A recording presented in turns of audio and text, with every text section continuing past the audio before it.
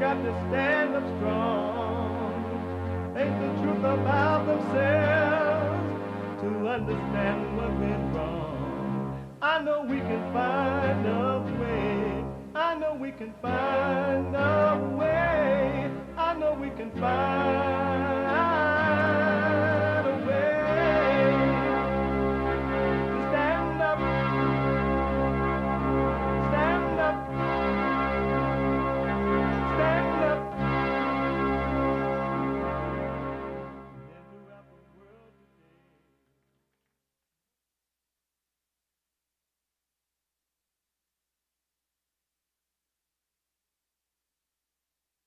today. Uniting the races with truth instead of dividing them with lies. We're also rebuilding the family by rebuilding the man. I am Jesse Lee Peterson. Welcome to the show. Good morning, and how are y'all? Believe it or not, it's Wednesday again. Manhood Hour is in the third hour today.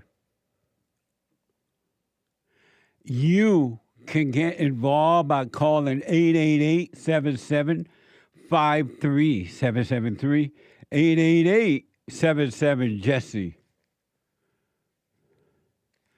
Jesse, sorry, I'm trying to adjust my headset here. Jesse. And my biblical question, a doozy for those only who want to overcome their hell, their misery, their pain, their hell on earth, who want to have perfect peace. It's only for those. And that's a handful or less men and women. Did you know only a few men and women really want to overcome their hell? Most people love their hell. They love it. That's why they hold on to it. They love it. If they didn't love it, they'll let it go. Isn't that amazing? We have every way that you can watch and support the show listed on JesseLeePeterson.com/show. JesseLeePeterson.com/show. And if you're out and about, you and busy, you can't sit and watch the show because you're doing whatever you're doing. You're an illegal alien, and you heard that Trump is coming, and so ICE is coming, and so you go on the news and you cry and say, "Oh, they took my husband." And now, what I don't understand about the illegal aliens, if you can fight this country, to stay in this country, you can help each other hide from ICE. Why can't you put that same energy in fighting for your freedom in your own country? Why is it that you can come to America and proclaim or claim that you're running from tyranny from your government, and you didn't have sense enough to stand up and fight your own government, but you can come here and fight our government? That makes sense. Are you saying that our government, are weaker than your government? We have a beta government, so you can fight our government for your freedom, but you can't fight your own government. Think about that. You have men and women in Los Angeles and other so-called blue states that are helping the illegal alien hide. They're telling them when ICE is coming, and they're fighting our government. But they say they came here because their government was mean to them. Why do you fight your own government? If you got the gonads to stand up to our government, stand up your own home, up to your own government. Don't be coming here with your mess, and then you want to go in the media and cry so that we can have a false sympathy for you. Not gonna work. Not this time. But anyway, where was I? So, if you're out and about, you can listen to the show on your iPhone or iPad. You can podcast. But you can listen on your iPhone or iPad by calling the listen line on Talk Stream Live at 605-615-4131. 605-615-4131. And to donate and have your comments read out loud, go to buymeacoffee.com/JLP Talk. Buymeacoffee.com/JLP Talk or Bond JLP Cash App. Bond JLP Cash App. And I forgot to mention the biblical question for this week. What good have you gotten out of religion? What good have you gotten out of religion? One thing good that you've gotten. I want to know. I'm interested. And I think if you would examine that, you'll get to know too for yourself. And you want, the handful, you want to become an individual who is responsible for his or her own world. Well, I think you should want to. I mean, you should want to if you want to. But if you don't, you be a crowd follower. You be weak. You can live a whole life of... Do you know that most people live a lifetime of weakness? Can you imagine that you could be 50, 60, 70, 80, 90, and even 100, and you still have fear?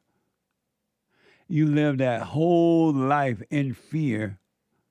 And in most cases, a lot of cases, you pretend to be a Christian, a child of God. What the? Anyway, it's Wednesday. I have been saying for a long time now, at least 35 years, give or take, that the blacks are being used by their black leaders. And the reason that they're being used by their black leaders because they allow it to happen. You can't blame the leaders, even though the leaders are wrong, but you can't blame them. Adult blacks are allowing themselves to be used by so-called black leadership and white liberals too.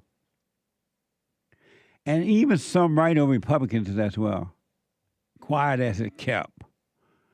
And as a result of black people allowing themselves to be used, the so-called black representatives, the black lawyers and all of them, they are taking advantage of the black. They get money and power because they call every incident racism, police brutality, or whatever. All they have to do is attach a name to it, a nasty, mean, not even true name to it, and they got it. What a sad way to live, huh? But people love it. They love their misery. Do you know that, and believe it or not, there are black men, males, adult males, who cannot and will not live their own life without a black leader. They need somebody to tell them who to vote for, who not to vote for, how to treat the white man, how not to treat the white man, and all this. And they think they're being helped when the black so-called lawyers jump in. They don't see that they're being used. And that's what happens when you don't take control of your own life. You're using and they're using, and you use them up. You just keep on using until you use them up, and then they cry. What a mess. And this police brutality has been like through the roof. It's so bad that police officers, many of them, especially in the so-called blue states, but not only, they are afraid to even stop black people, get them a ticket or arrest them or whatever, because they are afraid of losing their jobs now. This is such a money-making deal, this racism, false racism, no such thing as racism. It's such a money-making thing that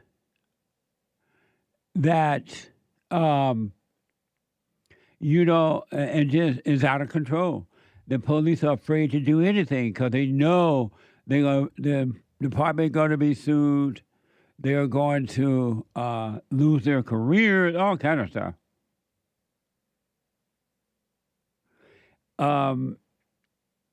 U.S. News is reporting that a Georgia sheriff deputy won't face criminal charges for fatally shooting a black man during 2023 traffic stop.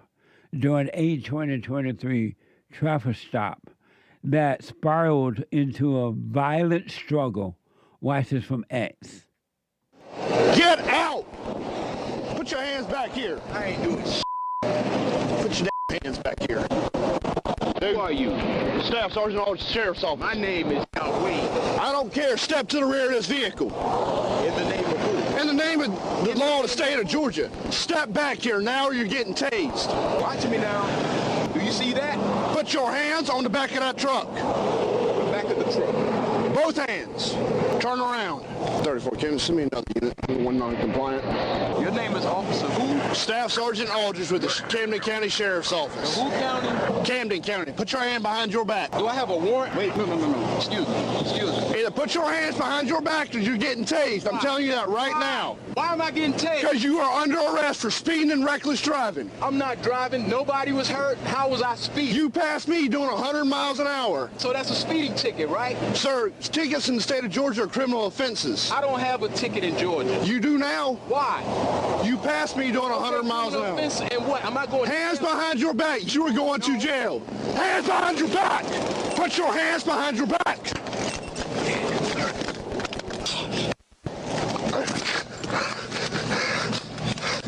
Sit down. Amazing, huh? This is the attitude of the blacks. It's just so black, huh? They're just,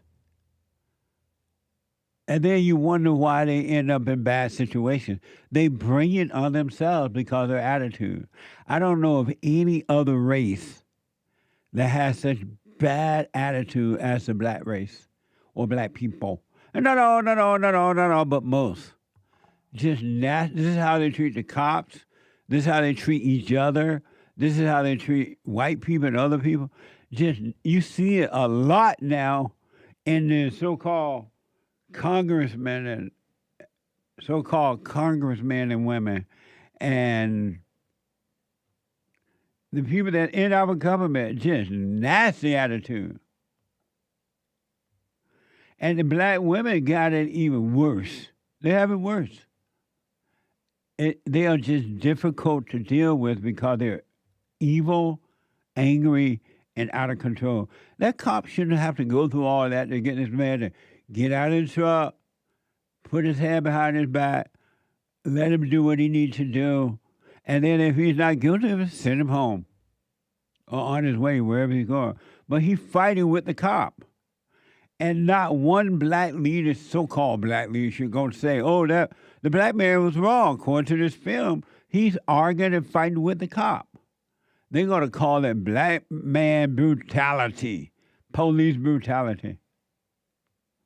Human beings are evil.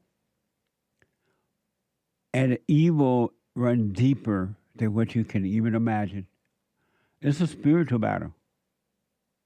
That cop should not have had to go through that with that guy. But he's been told he can do that now. You can do it. You can treat the cops that way.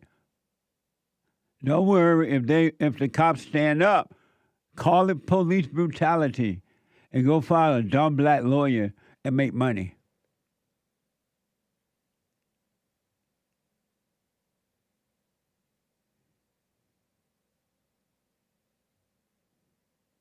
And you have this race hustler, Ben Crump. He loved these type of things. And he'll come running really fast. Watch this from X. Absolutely do not believe if he was a white citizen. See? He would have been killed for a traffic stop. We don't believe, we know. Isn't it amazing? He wasn't killed, according to this video. He wasn't killed for a traffic stop. He was killed because he didn't obey the cop. He attacked the cop, it appears. But Ben won't say that. Ain't no money in that. Black people, y'all need to take back your own life and think for yourself. If a white man had done the same thing with this cop, getting out of truck with attitude, refusing to put his hands on the back, around behind his back,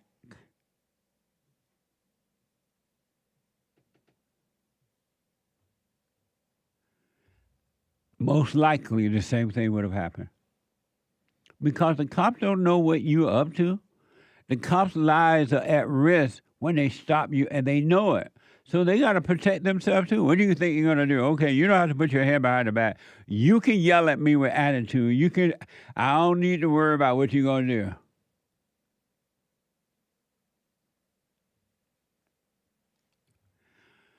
do. This was not the attitude of the blacks prior to the Civil Rights Movement, which was the worst thing that ever happened to the blacks, other than abortion. There's nothing else that ever happened to the blacks that's worse than that. Now, there are other things that happen. They got black leaders.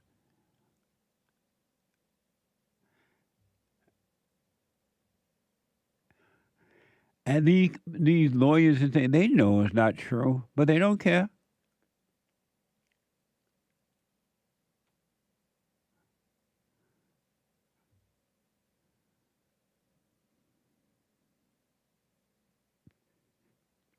I wanted you to watch this video of police activity. This is another case, a different case. Watch this. From police activity. Hi there. Hi. I stopped you? No, When you turned on to Alexander from McKee, you went right through the stop sign. I didn't. You got your driver's license? You have your ID, ma'am? I don't. You I don't? just left from my friend's house. I don't. My purse is there. What's that? I said I don't. My purse is at my friend's house. All right, so you don't have any ID on you whatsoever? No, but I didn't run through no stop sign. Yeah, you did. I didn't. Okay. All right, what's your name, ma'am? Hello? What's your name? Hey, I'm talking to you. I hear you. You have to identify yourself. 1 second. No, this is not how that works. No, because you just pulled me over when I literally just parked, and I'm All right. pulling up to pick up my friend. It's very simple. You just ran a stop sign. You did. I need your name. Ma'am, turn the car off, please. Thank you. Force of one. What was the female's name again? She's not complying. Step up. That's not how this works. Step out of the car. You just pulled me up. Step out of the car. No. Yes.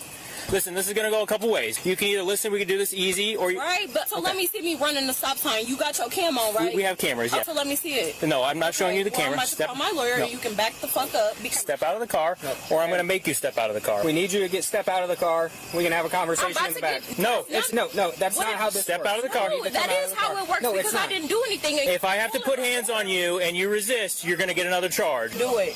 Okay. Step out of the car. Bitch! Don't fucking kick me. Put your hands behind your ass. I know it ain't take two of y'all, bro. Stop. Bitch, my eye burns. Hey, chill out with your knee, bro. Hey, chill out, bro. Stay back. Chill out, bro. This is why nobody liked the blacks. Really, they just have nasty, evil, mean attitudes. That's not the way you treat a cop when they stop you. And I guarantee you, yes, they have a problem with other races of people who get stopped, but they don't have to deal with this kind of mess. But the blacks have been trained to act this way, and because they've been trained to act this way, they act this way, and they don't think for themselves, so they do what they've been told, act like idiots. And don't worry, if the police have to take you down, we're going to call it police brutality and go to court.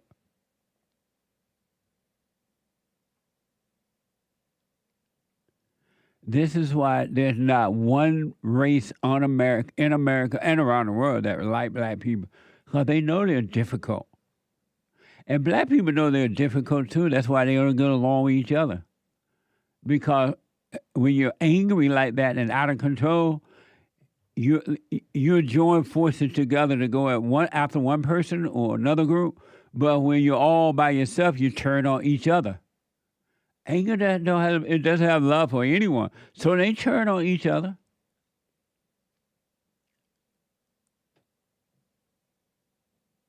But this is why nobody liked the blacks. And most non-black people are afraid to deal with the blacks. They're afraid to speak up. They're afraid of their attitude. And you see this a lot now in government. You have allowed these people into your government, calling themselves congressmen and senators and congressmen and senators. And they're nasty. They just don't care. So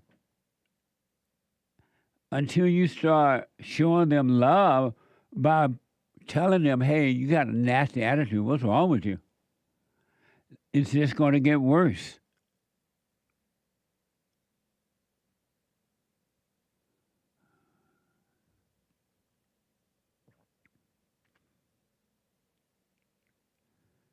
What a mess. See how nasty that woman was? That female was? It's typical in the black community. It's just, that's what's going on. And these women, they do it with their children. They do it with their husband or boyfriend, if they have a husband. Their boyfriends, they just nasty. And then the black woman been made to feel that she a queen from hell. Yeah, she a queen, all right. The queen of Satan. And just plain old nasty. I want to show you a quick example of how they act in government.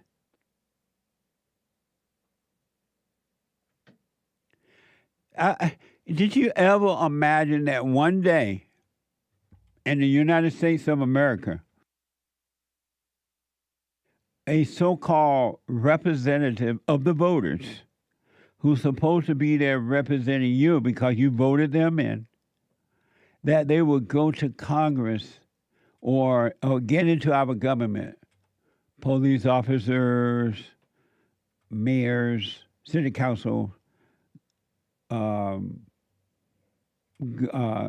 senators, congressmen, and everything. And they would act like this. What happened to professionalism? Oh, I forgot we gave that up when we brought in DEI. You don't have to be civil, you can be crazy. And we're just not going to say anything about it. We're going to pretend we don't see it. Did you ever imagine that one day you would invite or allow blacks to get into your government? And this is how they were at. This is during the first Maine Senate session. This was after President Trump and Governor Mills had like their little public feud when she was refused to stop men from playing in women's sport. I don't have a problem with that. I got to keep telling you that because as long as the women are allowed to participate in men's sport, then men should be allowed to participate in women's sport, even if they didn't pretend to be a woman. Because if a woman can, if she's strong enough to play in men's sport, men should be strong enough to play in women's sport. What's the difference? So I don't have a problem with that.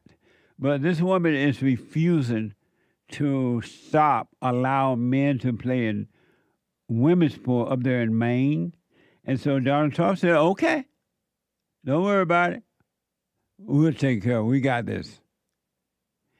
And this so-called Senator Jill Dewson, Maine's first black woman in the Senate, watch how she starts singing at work like that.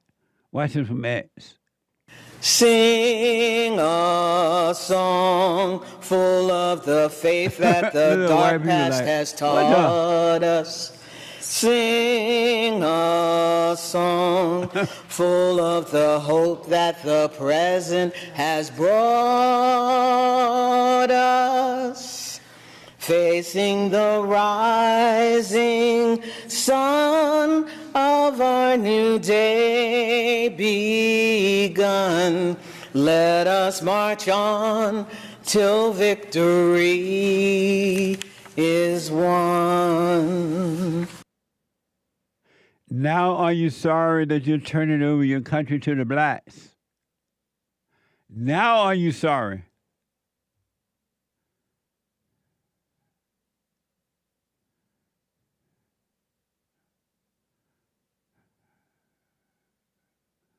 Well, that's the so-called national black anthem. That was. Oh, God. My country needs to do what they did in Louisiana. The white people said, you know what, we're sick of this mess. The blacks ain't going to change. They're going to only get worse. So what we're going to do, we're going to separate from the blacks, and we're going to start our own town, our own city, our own area, pay our own taxes. We're going to have our own police and let them go to hell in a handbasket. That's what America needs to do. Because they're not, that's dumb. What's that about?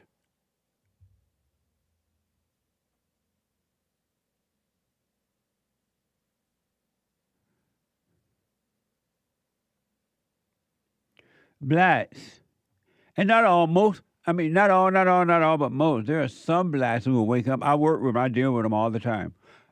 They are starting to wake up and they're like, what the? I was sleeping, I didn't see that, they say. And I understand.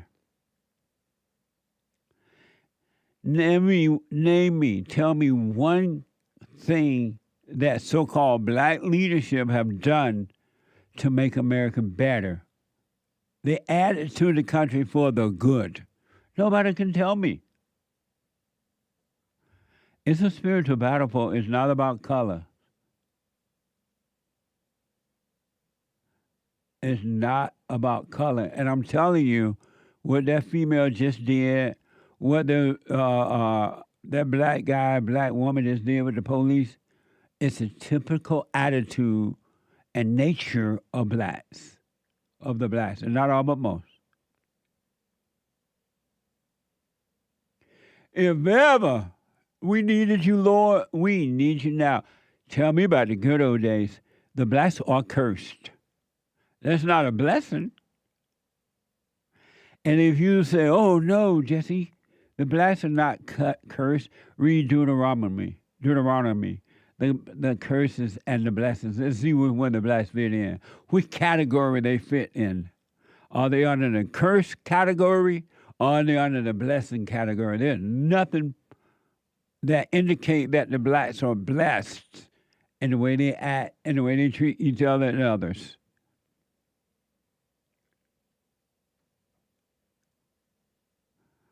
My country, even though Donald Trump appears to be desperately working to make America great again, as long as they allow these folks to get in there, they're going to make sure it doesn't become great again. They're not for America being great again. What the? They want to turn America into a hood, into a ghetto. They don't know anything else but ghetto mentality. Now, before the Civil Rights Movement, they knew, but not anymore. 888-775-3773. 888. It's not about racism, no such thing as racism. Never has, never will exist. It's impossible for racism to exist. It can't, and it doesn't, and it never has, and never will be.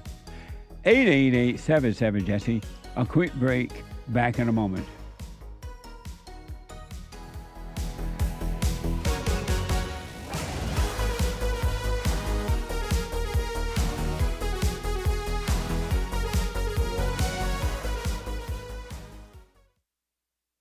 Now, I totally disagree with the way things are going, but you can't be angry. because that's what the enemy wants. He wants to control you. They do things to make you mad so they can control you. It's like being married. And the wife would do things to make you mad, or she'll do things to make you feel good. And men do that to women too when they want something from the woman, especially sex. They'll make her feel good or they'll make her angry. And the woman's gonna have to say, you don't want to be angry. You want to speak up. You want to disagree with what's going on. It's wrong, but do not be angry. Then you won't have fear. You won't have doubt. You won't have worries. You'll be able to see, but you got to stay away from anger. That's why you must forgive your mothers and your fathers so that you can overcome the spirit of anger. It's a spirit and it's wicked. Nothing good in anger because it has no love, folks. You need love to defeat evil. And love is not a weakness. It's a strength. It's from God. It's His nature.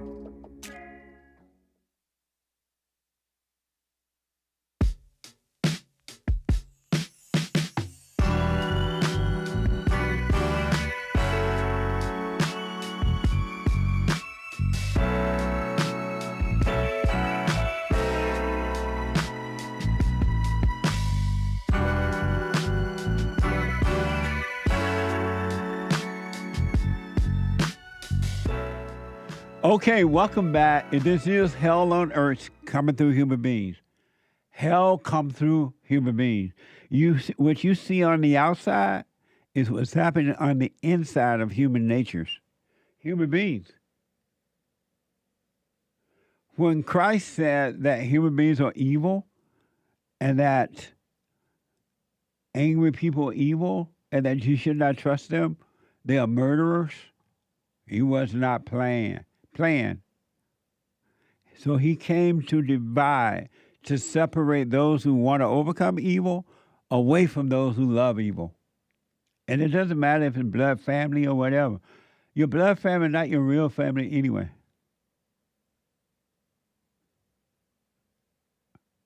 The Hake Report is coming up at 9 a.m. this morning. And James Hake is on fire.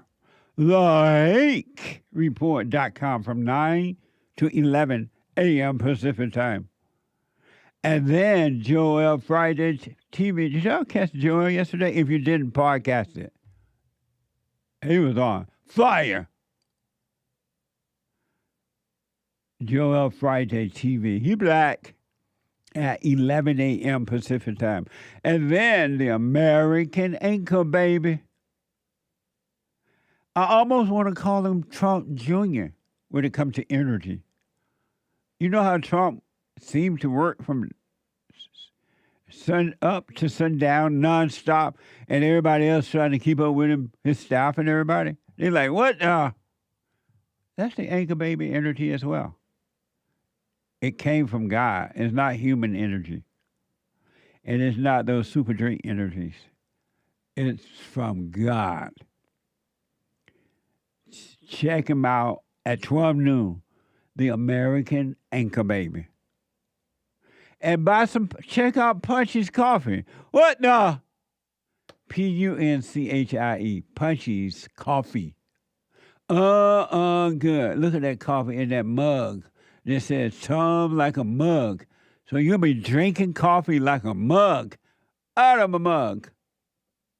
Go to rebuildingtheman.com/store. rebuildingtheman.com/store. Amazing. 888-775-3773. Let me go to Terry, a first-time caller out of Texas. Terry, welcome to the show. You're on the air. Jesse Lee Peterson, how you doing, sir? All is well, Terry. Thanks for calling. Hey, man, I got about 100,000 things I want to say, but I'm going to make it short, okay? All right. So the biblical question. What good have you gotten out of religion? Okay, I'm going to be frank with you, Jesse. At first, I was a Christian, and then I switched over to the Muslims, and then I found out they was crazy, and then I just went to nowhere. I went to Neverland after that. And why did you leave Christianity and go over to another religion? What made you do that? Because I was listening to the the Nation of Islam, and they had some pretty strong stuff. I had hatred in my heart, man. Yeah. You made me see that. I feel like I'm ripping you off, Jesse, because I learned so much from you, and then you teach me so much, and I don't give you a dime. What? I feel like I'm ripping Jesse off. Man, you woke. Are you black? I'm black. I rest my case. Black people. I'm getting all this free. Yeah. Everything is free. Black people love free stuff. Man, you helped me overcome anger. You showed me so much stuff, forgiving my parents, everything. I have no anger at all, Jesse. Right it on. Was so. I had told this lady, I said, I don't have any anger. And she was just like barking at me, trying to get me. I do security. And she was trying to make me upset. And I was like, ma'am, calm down. I don't get angry. You can't make me upset. And she's like, you want me to believe you don't have anger? You're an idiot. Everybody has anger. I'm like, I overcame my parents. And she's like, I hate my mama. And I'm like, okay. That's the problem. Yeah, man. It's amazing, I'm going to man. have to start buying some coffee or something. You need to do something, man. What the? You need to help us to help others now that you've got to help. You know what I mean? Yeah, I was thinking that I listened to all your stuff and Savage Moments and stuff. I say, man, I feel like I'm ripping Jesse off. Man, he's teaching me all this good stuff, and I ain't even giving him a dime. What a mess. What did your mother say when you went to her and forgave her? Jesse, I ain't gonna lie, man. I was scared. I don't even know why I was scared, though. For some reason. But so I went to her and I was like, Mom, I forgive you. And she was like, forgive me for what? I'm like, just for everything, everything. Yeah. Because ever since I was a kid, even like now to this day, she tried to like mama me. How old are you now? Like, I'm 36. Whenever you may be already doing this, but whenever she does that, you tell her, cut that out. Stop it. Because she's trying to degrade you so she can put herself above you and control you.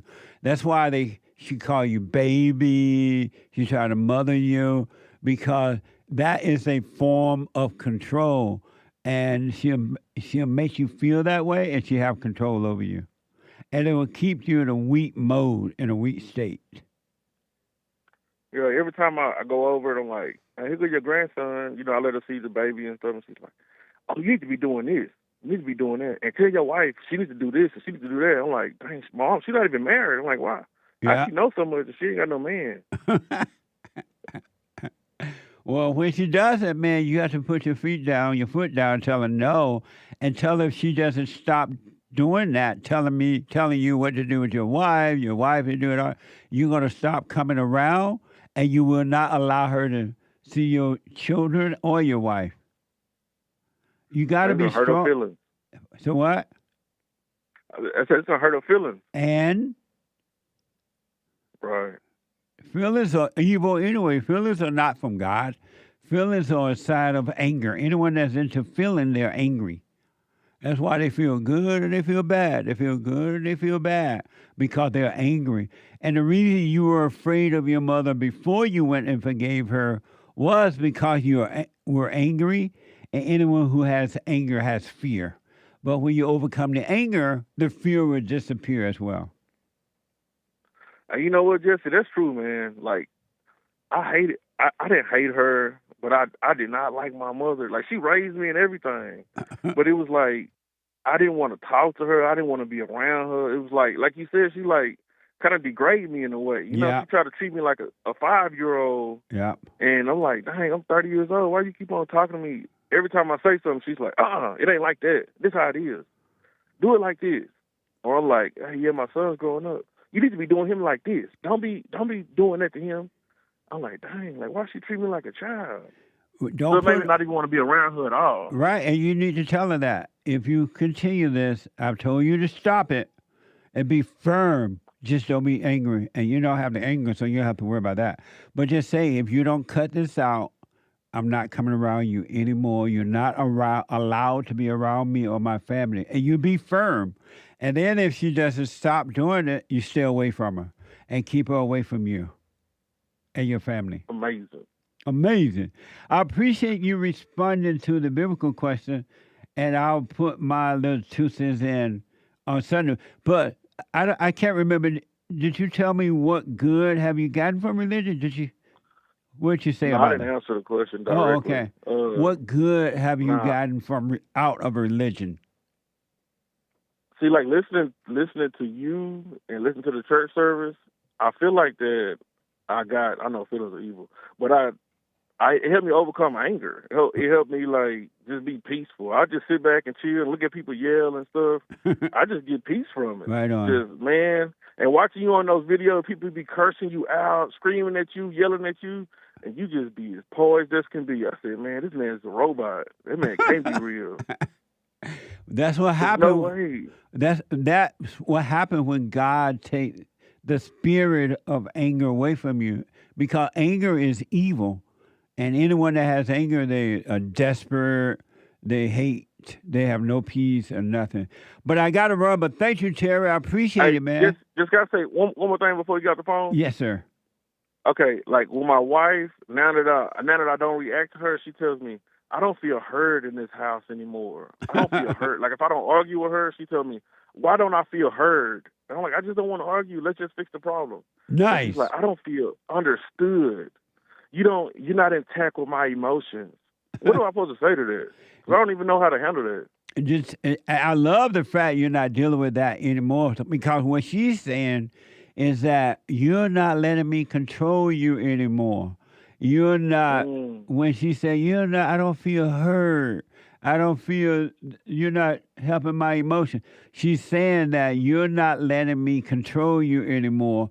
So she's trying to get back authority over you. That's why she's doing that. She wants you to bow down to her and listen to all that crap. And she's thinking how weak you are, and she has control of you. Never go for that again either. And just let her know, you know what? You need to overcome your anger. You need to start working on yourself. And if she doesn't want to do that, leave her in her hell. Leave her in her suffering. Don't you go into the hell with her. Let her live in it by herself. Thank you so much, Jesse, for everything, man. You're welcome, buddy. I wish you well. Call me again. Yes, sir. All right. Amazing.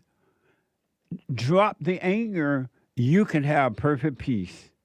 Let me go to Greg out of Ohio. Greg, welcome to the show. You're on the air.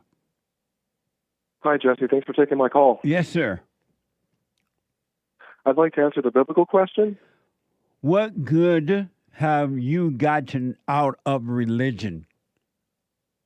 So religion has given me more confidence. And how did it do that? So my religion tells me to fast on the Sabbath.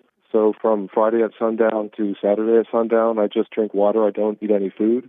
And doing so has taught me how to trust God more, because it's kind of dangerous and it feels like I'm not going to make it sometimes. Right. So then from that experience, I can do riskier stuff because I have that higher confidence now. So I called into the show today. I'm going to be taking a job in a different state soon, which is kind of scary in its own way. And what's scary about that? About taking the job in a new state? Right. I just would say all the unknown. Okay. So religion have allowed you to gain more confidence, you say? Yes, exactly. Okay. Okay. I want to respond to that, but I'll wait until Sunday. But I do want to know, have you dropped your anger? Yes, I have. So you have no anger now? I mean, I sometimes feel a little bit, but I just watch the thoughts and remember that it's not me, and it goes away. So it's not a part of my life. And have you forgiven your mother? Yes, I looked her in the eye and told her I'm sorry for resenting you. Right on. Well, I appreciate you responding, and stay with it. And I wish you well with the job. I think it's pretty cool that even though you, in your mind, the thoughts are telling you, oh, you're moving to a different place, a different location, you get a different job, but you're not paying attention to that. You're doing what you want to do in spite of what the thoughts are trying to tell you, and that's the right way to do it. Exactly. I always feel a little bit of it at first, but then I just watch the thoughts and it goes away. Right on. If you do that, man, Greg, eventually you will walk on water. Just watch those thoughts. Do nothing about them. Go and do what you want to do and need to do. And those spirits, those voices that are talking through you and pretending to sound like you, be you, are not yours. It's just going to get better for you. I wish you well, man. Thank you for responding to the biblical question. Thank you very much. Have a good day. You too, buddy. Amazing. Super chat. Super. Super chats. Amazing. Over on Rumble yesterday, Pastor Chatelet says, You got to know how to rumble. We do a little cooning. It's called We Do a Little Cooning. And Sion with her coffee. Thank you. I appreciate it, Pastor. I'm tap dancing for Massa Trump, I guess. I'm a runaway slave, Lord. Don't shoot me, Massa Hake. Remember Bojangles, Jesse? We have Bojangles here. That's a fast food. Their biscuit in the morning is so good. You should try it when you come to Georgia. When my master say he's sick, I say, yes, master. Master, we sick. Thank you, Sion, and I will check it out next time I'm in Georgia. Georgia on my mind. Woozy. Thank you. Woozy with the Rumble rant. Nothing says unity like 2 national anthems. That ain't no national anthem. That black thing is supposed to be, I guess, a poem at one time, right? Right. And then the blacks tried to make it be a national anthem. That's the NAA against colored people for you. What a mess.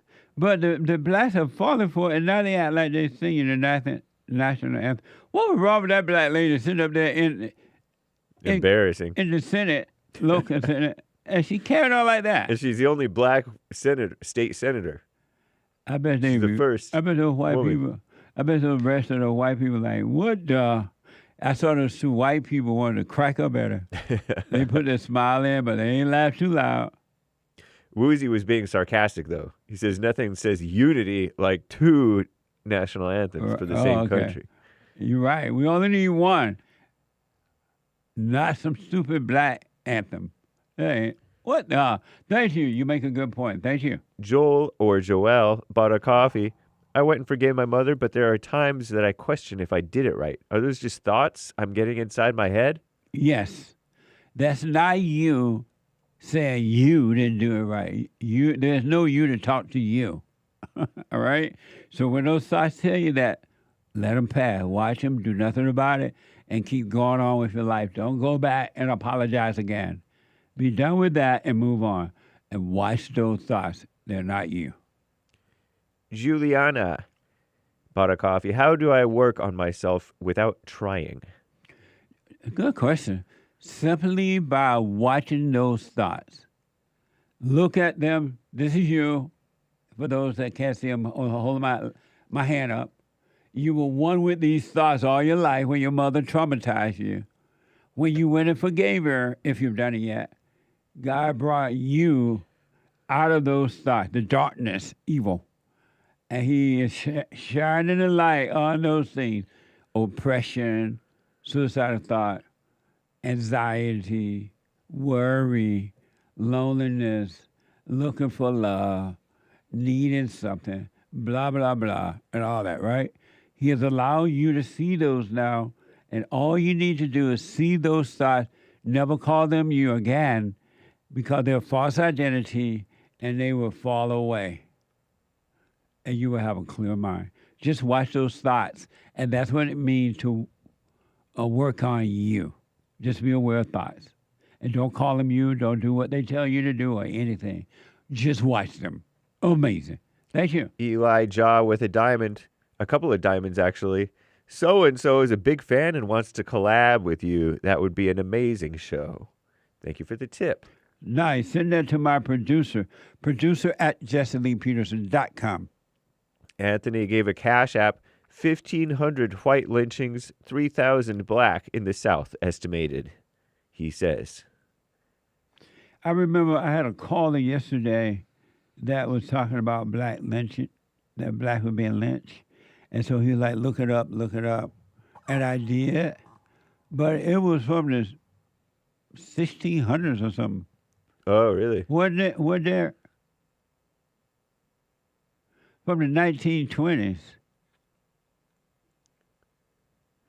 I'm like, but everything was different back then. Yeah, that's for sure. Very different life. Punishment was by lynching. Right. And then they got the lynching cheer as time went on, and then they got rid of the lynching cheer. But and then according to the article, those people had committed some sort of a crime. But the blacks are using that to act like that's a reason for blacks to be angry. Yep. What a mess. Crazy. That was then, this is now. Thank you. Anthony with another Cash App, writer of the Black National Anthem, he alleges was agnostic. It sounds like an agnostic song. I mean, he claimed to be a Christian, or he used Christian themes, maybe, Right. but he was a member of the NAACP, an activist. The person that wrote the poem or the song? The one who wrote the poem / and his brother wrote the song to go with the poem. Oh, God, what a mess.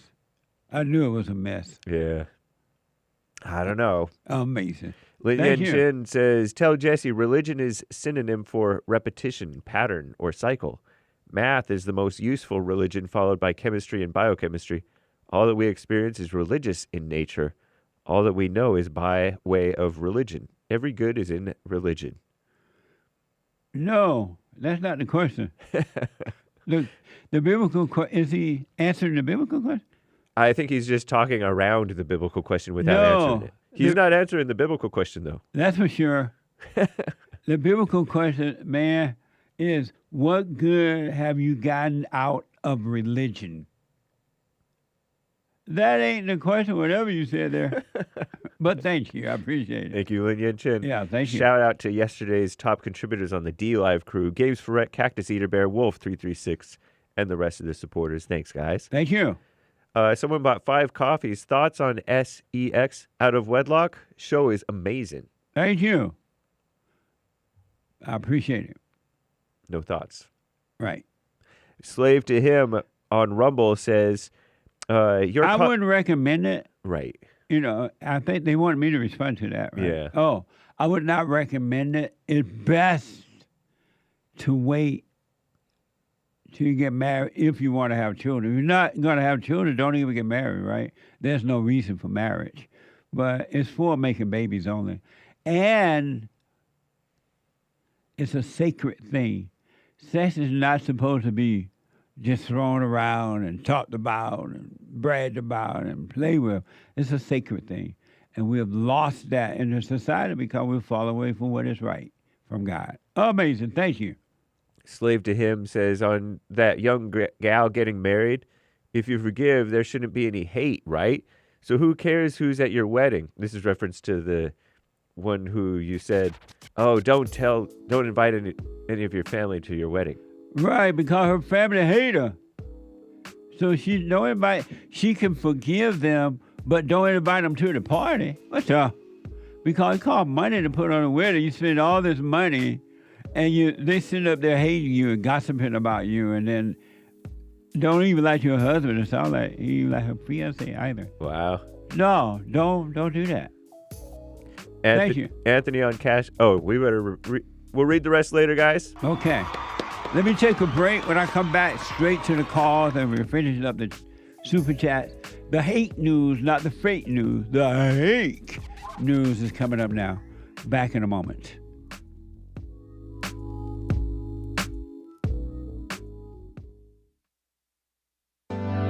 Steve, thank you for calling and thanks for holding. How have you been helped by the show? I'm going to tell you this. I believe you might go down in history as one of the greatest, if not the greatest, black man that ever lived on planet Earth, as far as I'm concerned. I don't know anybody before you that's been that great. You know, freeing the slaves is one thing, but you've been freeing people of their mind, which matters, it should be anyhow, to you more than anything else, because with the mind not being right, there ain't nothing else going to happen right anyway. If you can doubt every thought because you're not your thoughts, if you can doubt every thought, knowing that you're not your thoughts, you don't create them, they're not from God, that they're from the deceiver, the great deceiver, Satan. If you can doubt every thought, you can be free, just like that. At an instant.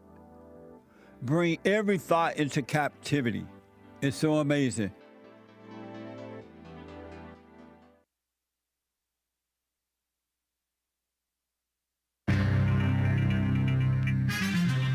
Gold cards. Gold cards for foreigners to turn citizens? Nice. Maybe. Maybe not.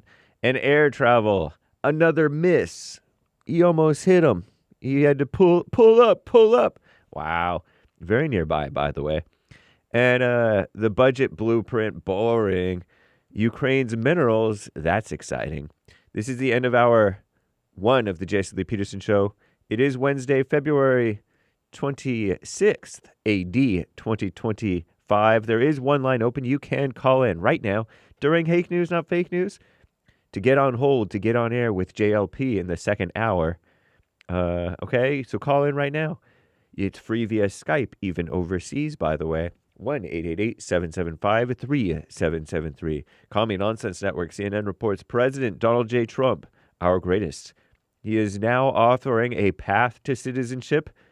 That is a cursed phrase, but only to those who can afford to pay a hefty price.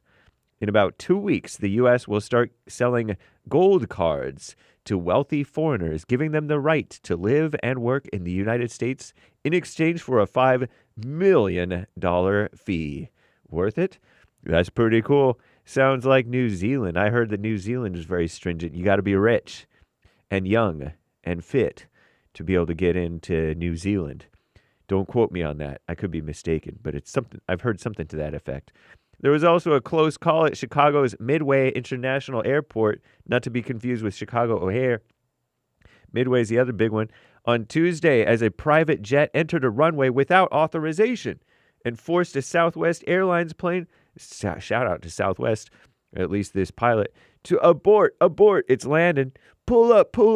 Roughly 90 minutes earlier in the Washington, D.C. area, an American Airlines flight was forced to cancel its landing at Ronald Reagan Washington National Airport to avoid a departing plane, according to the failing New York Slimes. The FAA, Federal Aviation Administration, and National Transportation Safety Board, NTSB, investigating the incidents, as well as a string of other recent aviation disasters that have put many travelers on edge. Still, experts flying on a U.S. commercial plane, one of the safest things you can do, they say. And it's become incredibly safe over the last 40 years. Well, a whole lot's happened over the last 40 years, too, to make things less. Anyway, data shows there were fewer airline accidents last month than any other January on record, which is basically a meaningless statement that you shouldn't even be talking about. Stupid. Shout out. Because 67 people died. Anyway, budget blueprint. The House adopted, actually 68, right? 69? I don't know. There are a lot of people. The House adopted a sweeping budget blueprint Tuesday after Speaker Mike Johnson, the nice Christian guy, convinced GOP holdouts to advance Trump's agenda in a key vote. Republican leaders must now agree on exactly what will make it into Trump's first legislative package. The newly passed House GOP plan calls for sweeping tax cuts. Oh, yeah.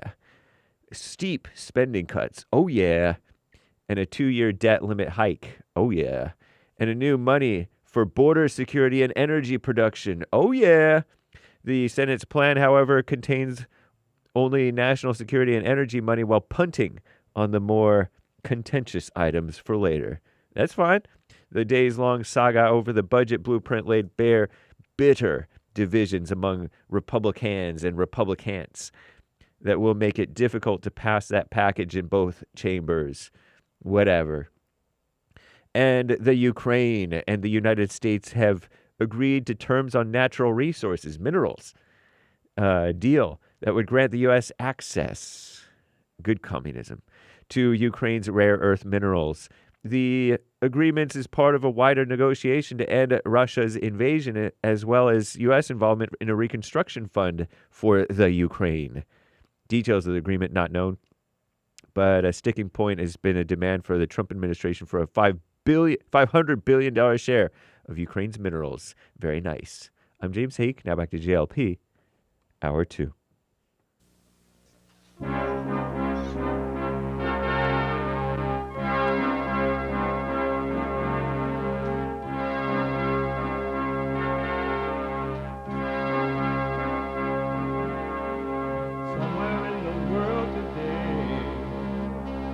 got to stand up strong.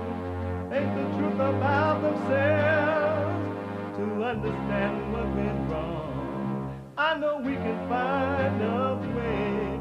I know we can find a way. I know we can find a way to stand up, stand up, stand up.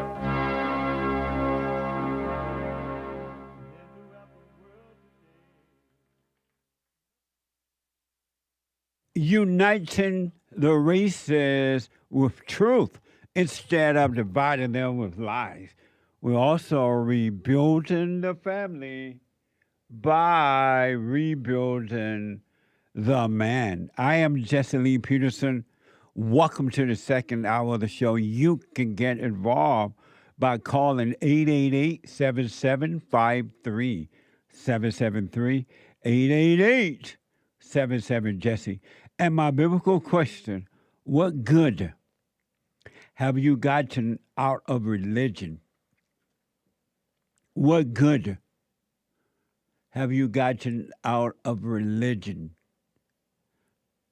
I want to know. It's an amazing biblical question. If you're running around, you can podcast the show, don't forget. But you can also be listening to the show no matter where you are and what you're doing. We are heard around the world by everybody and their mama if you're black, and everybody and their mama if you're white. So you can listen no matter what you're doing. Walking, lifting weights, dancing, singing, or you're in the Senate session and you start singing that dumb black song, Lift Up Every Boy, whatever that is. Whatever you're doing, you could be listening to the show on your iPhone or iPad by calling the listen line on TalkStream Live at 605-615-4131. 605-615-4131. And to donate and have your comments read out loud, go to buymeacoffee.com/JLP Talk, buymeacoffee.com/JLP Talk, or Bond JLP Cash App. Bond JLP Cash App. All right? I want to go to the busy phone. Let me go to Josh. Josh been waiting for a while there. Josh from Georgia. Georgia, on my mind. Josh, welcome to the show. Thanks for holding. You're on the air. Hey, Jesse. Hey, Josh. Yeah. Yes, sir. I was calling in to the biblical question, man. What good have you gotten out of religion? I would say about as much good as I've gotten out of drinking and smoking and other vices like that. Meaning? Because I see religion is just another. I could substitute religion for vices. You know, I know a lot of people. Yeah, a lot of people. They get off of alcohol and they get heavy into like church and Bible thumping. And I don't really know what good is, if it's good or not, but I see it as a drug, just like I know there's a famous quote, that communist guy Karl Marx. He said, "Religion is the opiate of the masses," and he's right. It's weird. It's like the comedy. That's what Martin Luther King did. He used it to drug black people, and he hid behind religion to usher in the whole government control and civil rights movement. And it's a drug for black people. I see it as. And where is Karl Marx now? He did. I rest my case. I appreciate. So you have not gotten? Are you saying? And I don't want to put words in your mouth. Are you saying you have not gotten any good out of religion? No, no good. Okay. Yeah, amazing. So let me ask. What do you know about this gold card that Donald Trump is offering to people who want to come to America and be like a citizen and start a business and all that? You know about that? I had not even heard of it. Nick, can you play that? I want to know what y'all think about this. This is from Fox Ben. I heard Hake mention it in the hate news, not the fake news, but the hate news. This is from Fox Business. President Donald Trump suggested the introduction of a gold card visa on Tuesday afternoon, a potential opportunity for foreign investors to buy their way to American citizenship. Listen to this, or watch this from Fox News. We're going to be selling a gold card. You have a green card. This is a gold card. We're going to be putting a price on that card of about $5 million, and that's going to give you green card privileges plus. It's going to be a route to citizenship, and wealthy people will be coming into our country by buying this card. They'll be wealthy, and they'll be successful, and they'll be spending a lot of money and paying a lot of taxes and employing a lot of people. So this is the proposal, and this is really from Commerce Secretary Howard Lutnick. It will replace the EB-5 visa, which has been in place since 1990. This is what the EB-5 is. It makes the necessary investment. You have to make the necessary investment in a commercial enterprise in the U.S., plan to create or preserve 10 permanent full-time jobs for qualified U.S. workers. Howard Lutnick, our Commerce Secretary, says that EB-5 program is, quote, full of nonsense, make-believe, and fraud. It was a way to get a green card that was a low price. Now we're saying, hey, get rid of that ridiculous program and just put the $5 million down, and there you have it. So what do you think about the idea Donald Trump is saying with $5 million, for $5 million you can come to the country, create jobs and all that, and that way you can become a citizen of this country? What do you think about that? I agree with it, man. Because we should treat America like a sports team and recruit the best. And, you know, Americans, we become like lazy and spoiled. And I like that competitive nature of like, may the best man win. That's like ultra capitalism to me. And I think that'll, it don't matter whether you're American or not. It matters your spirit and how hard you're willing to work to make society better. You know? Amazing. When I first heard about it, I thought, oh, that's interesting. But then as I reflect on it, and it's bringing in people who already know how to make money and run businesses, that would be good for America rather than allowing these people to come in and all they want to do is take from America and not give back to America. So I think it may be an amazing idea. Yeah, like Elon and Vivek, they're very, we need the best. That's how you make it. That's how you make the country great. Yeah. Because you need the best of the best. To where it don't matter. And it used to be that way, man. In the good old days, we only allowed the best of the best to come into America. Amazing. Yeah. Well, thank you, Josh. I appreciate it. And thanks for responding to the biblical question. Okay. I appreciate you, man. Thank you. All right, buddy. 888-7753-773. Then we go to first-time caller, Samantha, out of Texas. Samantha, welcome to the show. You're on the air. Thank you. I wanted to respond to your religion statement. The biblical question. Yes, what sir. good have you gotten out of religion? Well, I honestly believe there's a difference between religion and relationship. But I think religion starts you on a path. So first you have to get on a path and want to be religious over something. I think we're all kind of religious on something. Wake up every morning and have and do whatever you do in your morning routine. it's whatever gets you kind of started on a path. But as you find, religion gets you to where you need to go, and it depends on where you're looking to get. And I personally look to find Jesus. And so in finding Jesus, I found relationship. And so you found Jesus through a religion?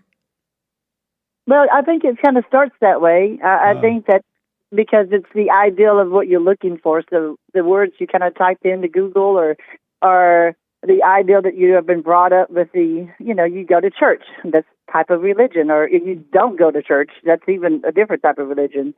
But I think it's the beginning of the steps that you take to get to where you want to go in life. And what do you mean by through religion you find Jesus, then you find relationship? What do you mean by relationships? Well, first, I believe that because, you seek something that you're lost in, you religiously start to seek what you have lost. And then in that seeking, you find Christ. And when you find Christ and you really know him and you find it becomes personal. Like any relationship, if you really love Christ and you're going down that path, you kind of remove all the other boundaries and you recognize that faith gets you to where you need to go. And before you know it, you're in a deep relationship and it's no longer about religion. Amazing. And so you found Christ, right? I did, absolutely. And do you have perfect peace? I do. It's funny. I absolutely do. I have a peace beyond all understanding. And there is one more thing, Jesse. It's not just for men who have to forgive their moms in order to become healthy human beings. And women too. Absolutely. Women are the worst. We grow up thinking we want to be anything but our mom. I know. We hate our moms. Yeah. I've said that over and over, that men and women hate their mothers. All men and all women hate their mothers. And that's why they do. We're brought up with that way. We're brought up with disdain for them. Yes. We want to be anything but them. Yeah, absolutely. And then you find yourself being just like them if you don't forgive them. Absolutely. You become like what you hate. You absolutely do. And I think the most peace, besides the first thing I did, was find Christ. And finding Christ gave me peace. And finding that peace meant that I had to forgive things that was unforgivable. Yes. Yes. Amazing. Yes, and then when I found Christ and was able to start forgiving people who never seeked it, I didn't forgive my mom for the things that she did to me because I had to, go through this thing for myself. I forgave her because I recognized that she doesn't even love herself. She doesn't have peace. She walks in a situation that I no longer have to fear. Right so on. Forgiving her was easier. Amazing. And women are so unlogical. It's crazy on how emotional we are. We are so. You and I don't always agree on how women's not the devil, but but every emotion is. Yeah. Emotions are the devil, and women are emotional. Well, they are not the devil, but the devil is their god. You can't really. Well, devil is their God if they have not found God. Yeah, Satan is the woman God until she acknowledges that she's evil. And when she admit to herself, even if she doesn't want to say it out loud, she can admit she's evil, then God will forgive her and he will take the spirit of evil away and replace it with his spirit. And then the woman God will be God and no longer Satan. Amazing. Amazing. That's absolutely true. And I believe that once a woman starts to go down the road of recognizing her own evil, yes, and even our thoughts. I mean, the Bible says it clearly. Even your thoughts are evil. Absolutely. There's nothing you can say or do. You're not a good person. There's no such thing as good on this earth. Yep. And when we start recognizing that we are our worst enemies, that we can start forgiving not only our mothers, and those who did us wrong, our exes, matter of fact, start forgiving the things that you did to yourself. You will have no anger toward anyone about anything. It will be impossible once you forgive. Yeah, it's more, instead of anger, you start to look at them with some shame, with some, you look at with pity almost. you're trying to start something with me, but I'm looking at you and I'm thinking, this isn't even about me. This is your inner demons. You're fighting not with me, but with the things you hate about yourself. You have understanding. Amazing. Amazing. Samantha, thank you, and I appreciate you responding to the biblical question. And I'll put my little 2 cents in on Sunday. All right. We'll talk to you Sunday then. All right. Thank you, Jesse. You're welcome. Thank you. Nick, I have a lot of static in my headset. Is that normal? No, that does not sound normal. Let me come and listen. Okay. And 888-7753-773. 888-77-JESSE. So the anchor baby is just going to listen to my headset for a minute. And while he's doing that, we're going to be doing the super chat. And that way I'll come back to your calls in a minute. 888-77-JESSE. Super chat. Super. Lori bought a coffee. Hello, Jesse. My biblical question answer. What good have you gotten out of religion? Religion has done nothing for me because evil people are in control of religion. I was turned away from God because religion confused me, judged me, and put fear in me. God is not in religion, says Lori. That's amazing. I appreciate your response to the biblical question, and I'll put my little 2 cents in on Sunday. Thank you. And Gregatron bought a coffee. Jesse, why didn't you tell me you were a ghost writer? I didn't know you wrote the song Amazing by Kanye West. Only you could have written that song. Or was it... Oh, only you could have wrote that song. Or is it written, Hake? It's amazing. So amazing. I ain't write no song for Kanye. Kanye. I didn't write that for Kanye, but I understand the point you're trying to make about amazing. Does he have a song called Amazing or something? He must. I don't know about it. I only listen to Christian music. Is that's not a Christian music thing? Oh, maybe it is. Derek said, my producer saying he does have a song called Amazing, I guess. Nice. Is it Christian, Derek? He said no. He said no. I don't have my headsets on. Thank you. Anthony on Cash App, yet another Cash App. Black Anthem, written for Glee Club High School, says Anthony. You hear the static? A little bit. Sometimes it's louder. Hey, guys. Okay. Oh. Thank you. Go ahead. Black National Anthem, written for Glee Club High School, says Anthony. Okay, thank you. Whatever. They need to get rid of it. Take that mess. Might have been, though. Somewhere else. Age of Inversion on Rumble says that person, he uses a different word, taking an oath on the Hindu demon book. It's a sick joke. Naturalization Act of 1790 declared Americans as free white men of good character. Founding fathers are turning in their graves. I can't believe that they allow these people to enter into our government, and they're foreigners, and they use a different Bible. And they don't use the Bible to promise to hold up their office.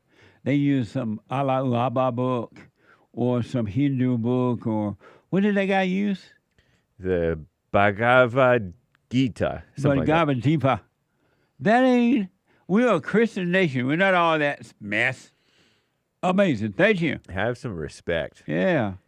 Thank you, Age of Inversion. What a mess. Info says, morning, Jesse. Good morning. Thank you.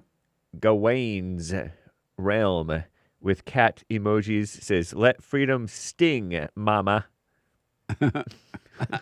That's right. Thank you. Steven says, love you guys, bottom of my heart. Thank you. Love you back. Appreciate your support. Spanky Spank bought a coffee. Ayo, try that Punchie's iced coffee. It's good. Good. Go to rebuildingaman.com/store and get Punchie's coffee. It's amazing. That's right. Baby Jessica's daddy bought a coffee. Everybody doing drugs except baby Jessica's daddy. Biblical question. What good have you gotten out of religion? Religion has caused me confusion. I would try to fit in with the group. I would try to look the part. But after getting to know myself, I stand apart. Right on. I'll put my 2 cents in on Sunday. Thank you. Rumble rant from Commander Kim. 65% of college-educated black females work for federal government. When Elon lets them go, imagine how much efficiently the government will run. What does the great white hope have to say today? Good question. Let me check.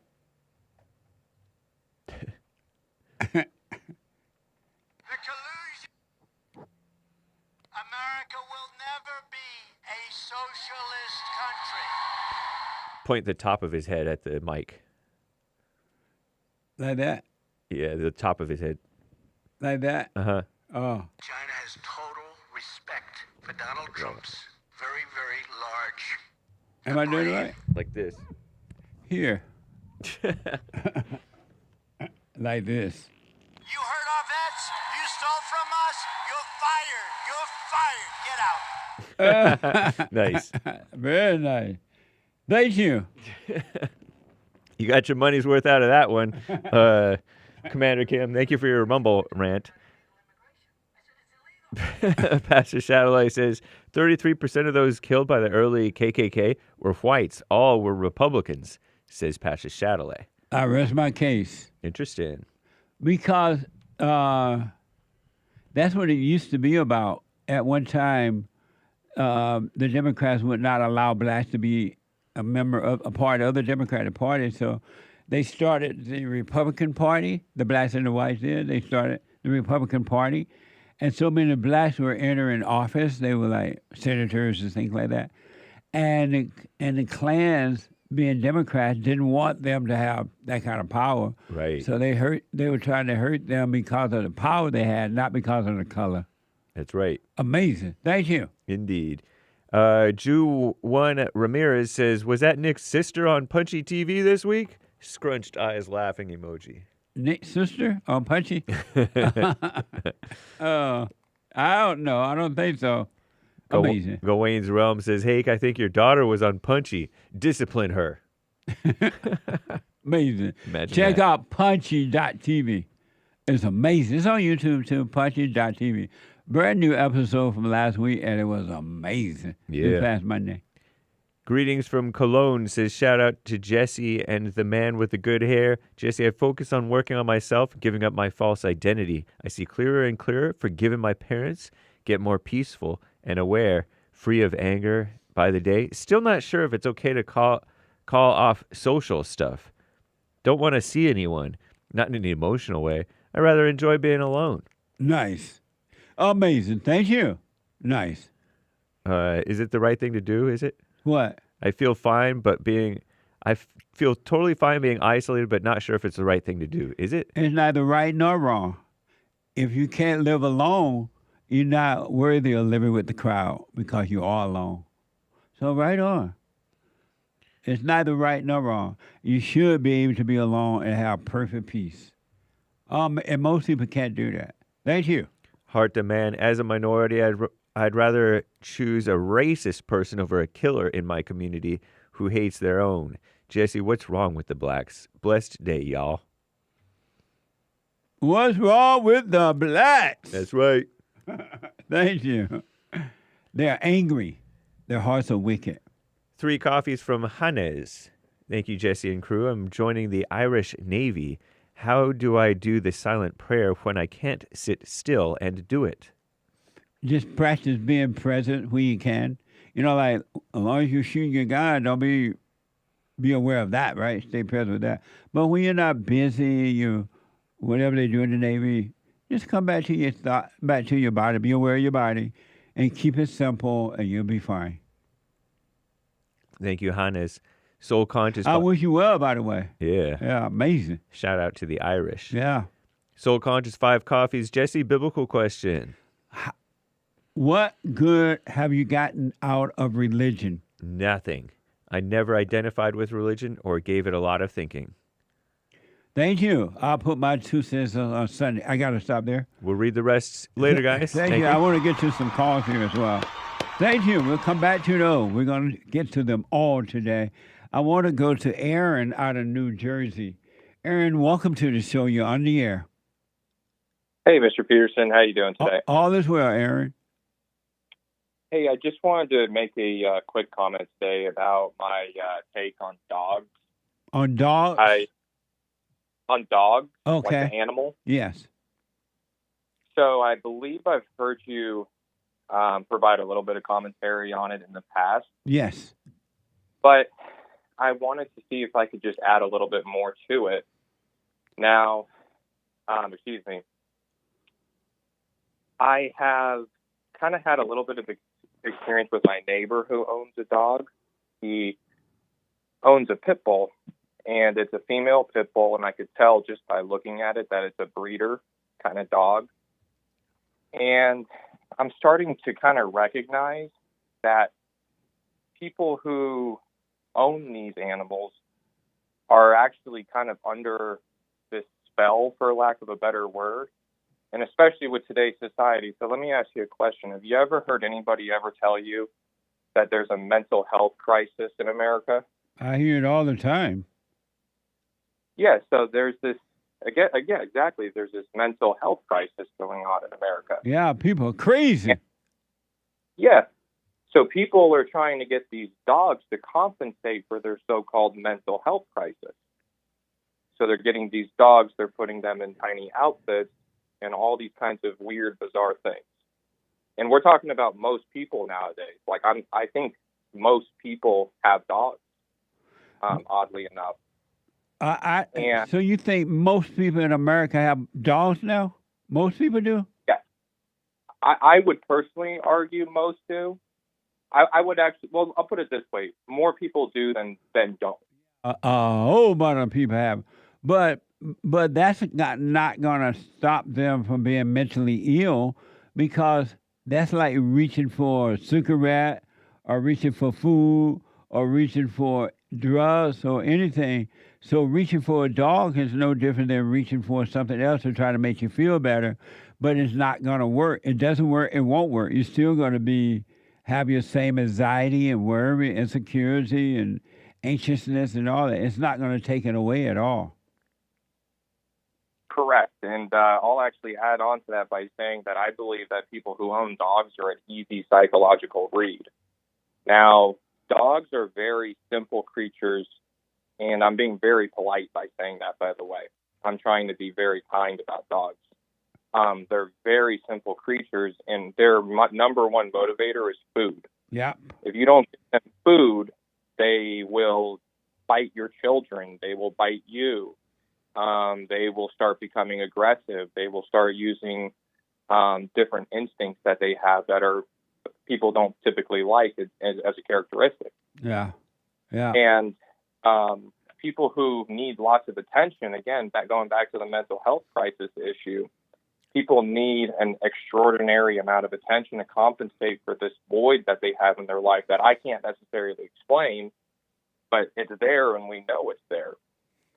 And they understand that dogs have this effect. A dog, there's a study that was conducted that actually said that if a dog was in a room with an immediate danger, let's say like a dog was cowering in the corner of a room and there's like a pack of hyenas kind of prowling in the area or something weird like that. Let's just say that theoretically. If you put a bowl of food near that dog while that's occurring, the dog will start consuming the food out of habit just because that's what they're hardwired to do. Yeah. Whereas absolutely. with a human being, we actually have a natural hormone that we release if we're around danger. Our appetite gets suppressed because we don't want to be eating when we're in immediate danger or if we're uncomfortable. It's evil what human beings have done to destroy the animals. They have destroyed themselves. They have destroyed their children. Now they are doing it to the animals.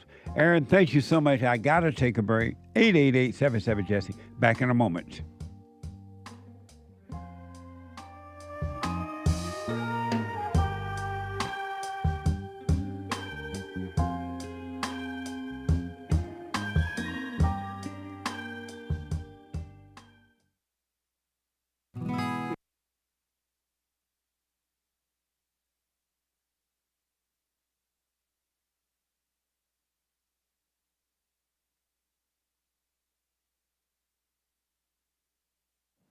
Okay, Jesse Lee Peterson is here.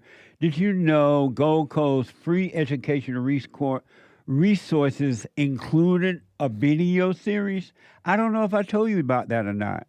Goldco free educational resources includes a whole video series. So check it out. I've learned so much through investing with Goldco.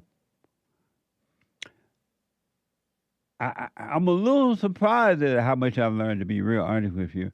I learned so much from investing with them, but you don't have to invest. All of these resources are free. So you can check them out. No excuses now, right? The videos, all the resources are free. So I want to encourage you to reach out to them and learn more. Goldco, for my listeners, Goldco and I have a special promo for you. Special deal. Qualified accounts receive 10% instant match in bonus silver. Qualified accounts receive 10% instant match in bonus in silver. So go and learn more about them. Go to JesseLovesGold.com. JesseLovesGold.com or call 855-644-GOLD. 855-644-GOLD. And remember, tell them Jesse sent you. Amazing.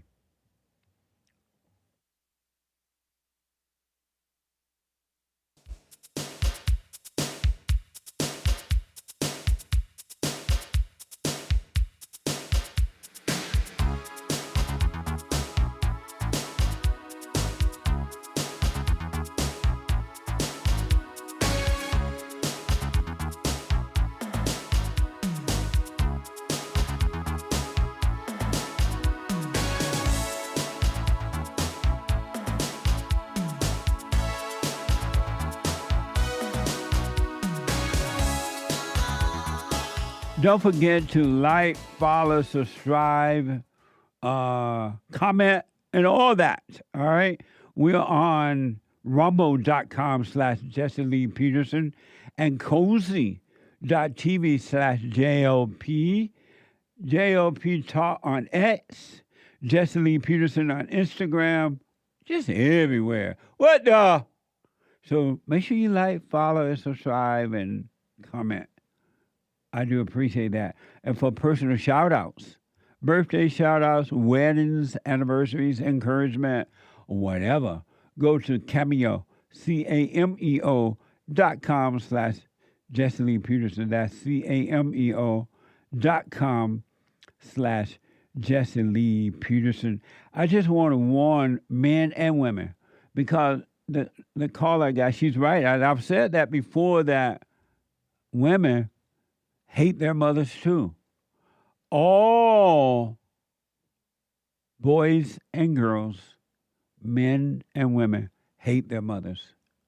Anyone who born of the flesh must be born of the spirit.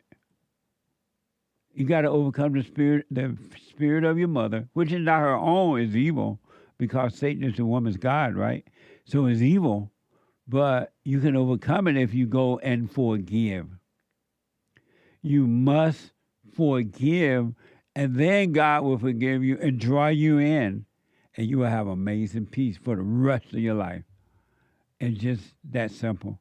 So it's for men and women, all everywhere around the world. No one is excluded from that if you want to enter into the kingdom. So though I am saying to the guys, stay on that path, and the ladies, stay on that straight and narrow path no matter what.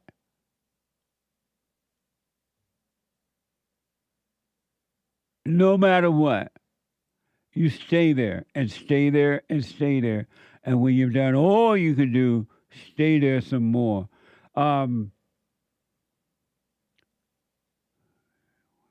If you don't want to, you don't have to, though. You can stay in your hell and suffer And here's an example of suffering in your hell. Just one small example from Fox 8. WGHP, a teenage suspect charged with murder and attempted murder related to a Sunday night shooting collapsed in a Gaston County courtroom Wednesday upon being told he would not be granted bail. Watch this.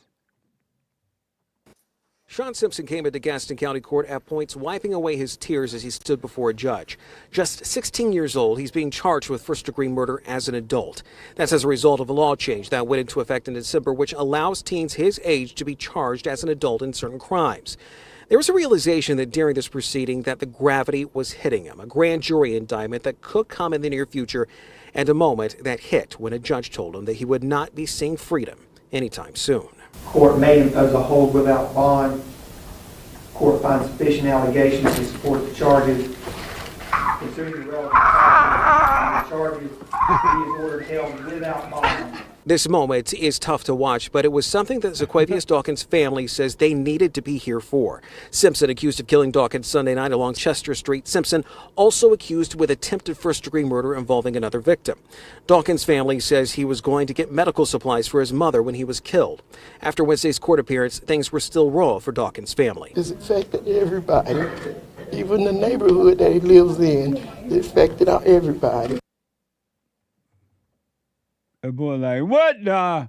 I'm a black teenager. Why am I getting no bail bond? What the? That's evil. You got to drop your anger, folks. All people. If you want to be free. If you don't want to be free, hold on to it. Just hold on to it and see what happens. 888-7753. 773 888-77 Jesse. Ardene out of Colorado. Ardene, welcome to the show. Ardene, welcome to the show. You're on the air. Doing good? Hi. Hold on, Ardene. Oh, man, let me know if she's ready. She's not ready yet. What the? Let me go to Timothy out of, let me know when she's ready there. Out of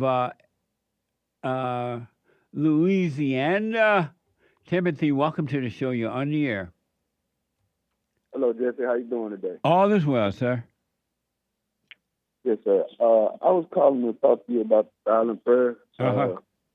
When I first started watching your show, I wasn't really reading my Bible as much. So when I started watching your show, you have kind of helped me overcome some things in my life that I just hearing the silent prayer when you ask the callers, are they doing the silent prayer? Right. For me, when I do the silent prayer, I did see some things come to the surface, like my anger. Yes. Some of the things that I've grown up with seeing as you know. But when I get off the path, I see myself kind of getting frustrated and impatient, and I don't really see things changing. I see some things change. So sometimes I don't really know how to, I guess, like, accept what God is doing in my life. I think that He's punishing me when He's trying to just really take some things. You think that God has punished you with what? I thought at one time that He was punishing me, right, for some of the choices that I made in my life as an adult. Right. So when I started doing the silent prayer, I started seeing some things like anger, like you saying, like the enemy will try to battle you and be angry with you because you're trying to get closer to God. Yes, absolutely. But, and so your question for me is what?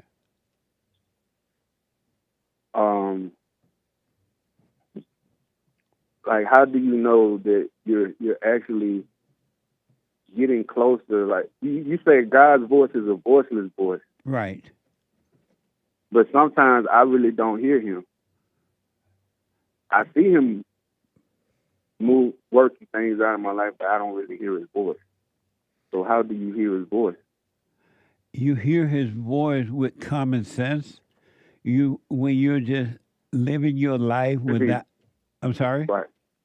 When you're just being silent. Yeah, when you're just living your life without any ideas or plan, except for if you want to plan a trip and that kind of stuff.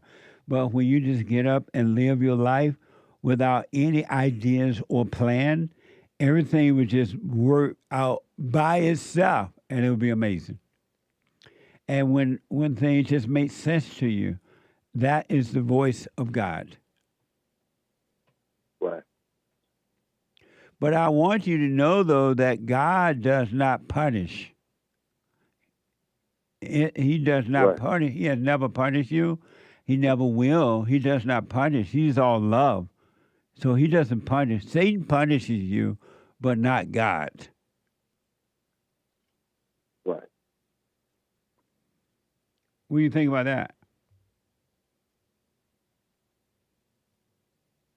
I just try not to get frustrated. And how do you do that? How do you try not to? Like you say, just me watching myself. Yes. Just paying attention to myself. Because I find myself sometimes being reactive. Yes. And lashing out outwardly when I see that, I just like you say, go back to yourself. Absolutely. I promise you, Timothy, when you stop arguing with Satan in your mind, because that's what's going on, and when you stop arguing with other people about anything, you will have perfect peace. There's never, ever, ever, but never a reason to argue with people. You are arguing with the devil, and that's what the devil wants you to do. The devil wants you to get mad. The devil wants you to respond because you are giving it a false sense of life. But when you don't respond, don't react, your real power is in not reacting to things, but being still. That's when you have real power. But when you react, you become weak. You have no power. Have you gone and forgiven your mother? Yeah, I told her to her face that I forgive her. Nice. So. And what did she say? She was quiet. Right on. She kind of, she kind of just looked at me. She looked at me. That's all. She was like, "What the?" And how about your father? I still need to talk to him.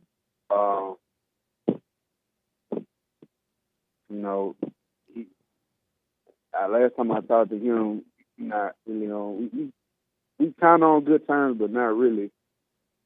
So, ask him why didn't he forgive? Why didn't he protect you from your mother? See what he has to say. Okay. And also with the silent prayer, all you got to do, man, if you do this, you'll be fine. You do the silent prayer and you watch those thoughts now. You watch the thought of anger. You watch the thought of depression, anxiety, worry, thinking about the past or the future, or all that stuff. Just watch it. Don't call them you.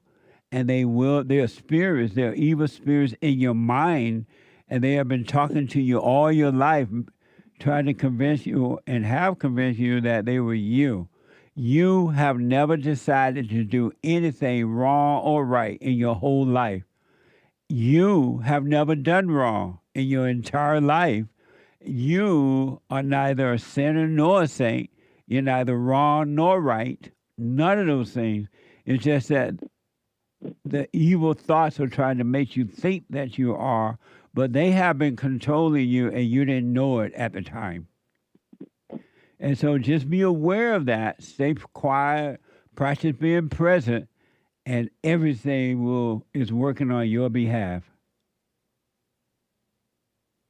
Yes, sir. But stay with the silent prayer and just practice staying present and never call those thoughts, the so-called good ones or bad ones, do not call them you. ever again. They are not you. Those are illusions. Those are false identities that made a home in you, and they will be taken away from you. I promise you that if you stay with it. Yes, sir.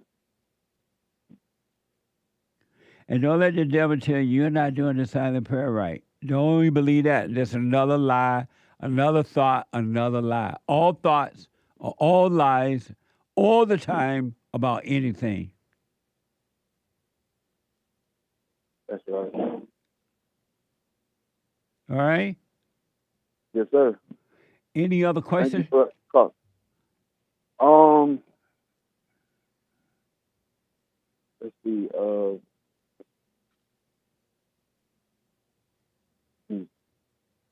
The part about religion. Oh, what good have you gotten out of religion?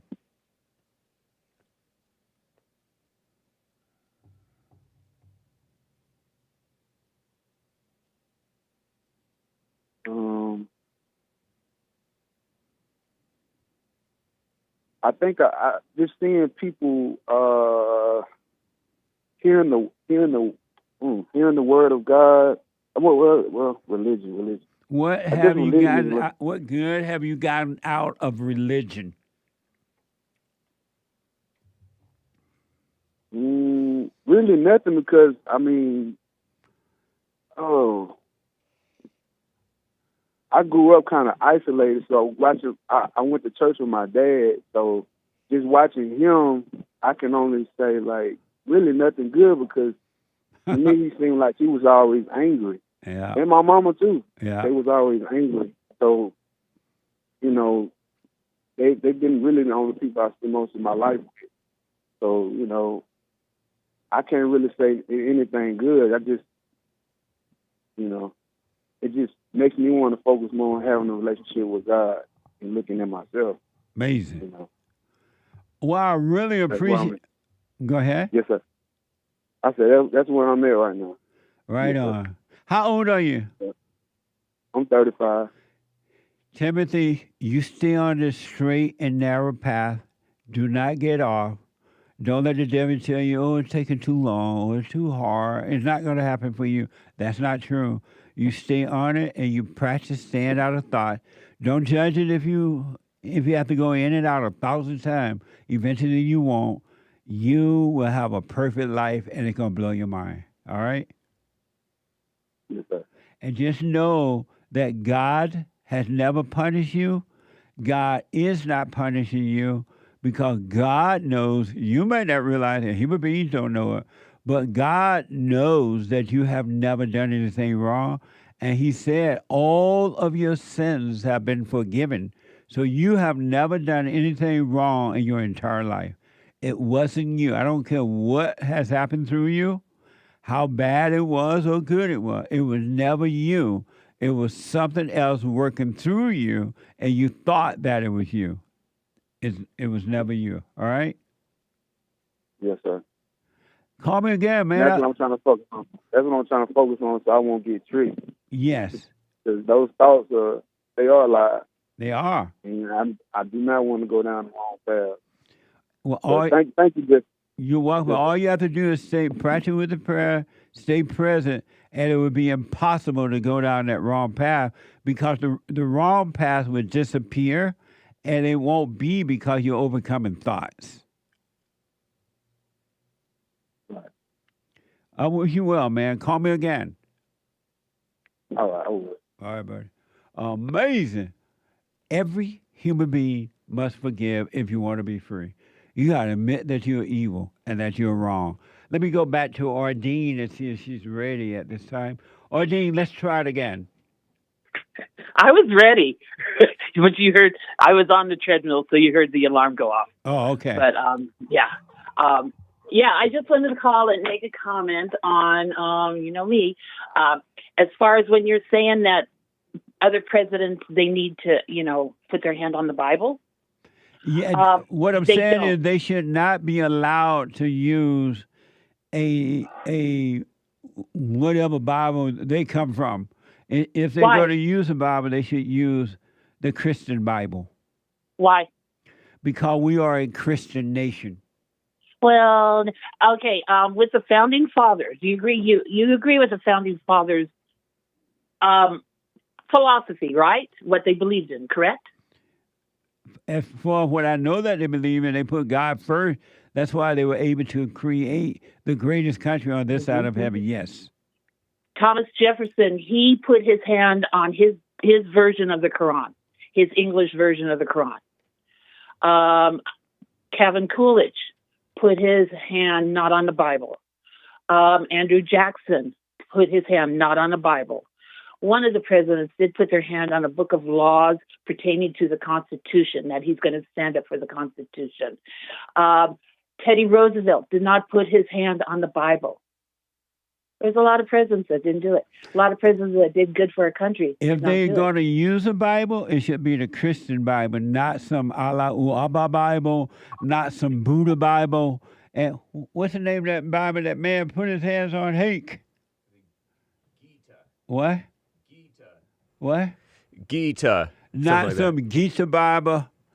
Why? Either you use the Christian Bible or no Bible at all, because we are. So Thomas Jefferson was wrong? He was wrong? Because we are a Christian nation. Yes, he was wrong. He was a wrong man. Even though he was a founding father, he's wrong. He was wrong to use anything other than the Christian Bible. Oh, that's sad that you think that. Why? Because we are founded under the assumption that freedom of religion, and that means all religions. Are you a Christian? We are to believe. Yes, I am a Christian. Yes. And so, do you disagree that if we're going to use a Bible, it must be the Christian Bible? Do you agree with that? No. And why not? Because I think they need to stand up for our country, the Constitution. That's what I believe. But I'm not saying that doesn't mean you're not. That doesn't mean you shouldn't stand up for the Constitution just because you're using the Bible. You're still going to stand up. I want him to stand up for the Constitution, though. That's what I want him to stand up for. That's what I put him in the office for, to stand up for our Constitution. And do you agree with me? They should not allow foreigners to be in our government. Like Elon Musk? Oh yeah, I agree with that one. Oh, good. So they should not allow foreigners, right? Elon Musk, yes. Elon Musk is not the only one, lady.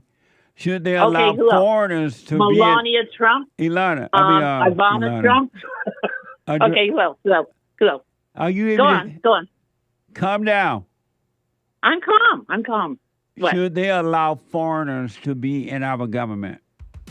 Foreigners as far as Ted Cruz? Are you a liberal or something? Why are you speaking that way? I'm independent, basically. I asked you where you've been. You tell me where you're going. Okay, what? I asked you, should they allow foreigners into our government? What country or what foreigners have they allowed into our government? Okay, I got to call me again. I got to take a break. She's not even answering. She's like, what's wrong with her? I got to take a break. 1 more hour to go. The hate news, not the fake news. When I come back, straight to your calls and super chats. Back in a moment.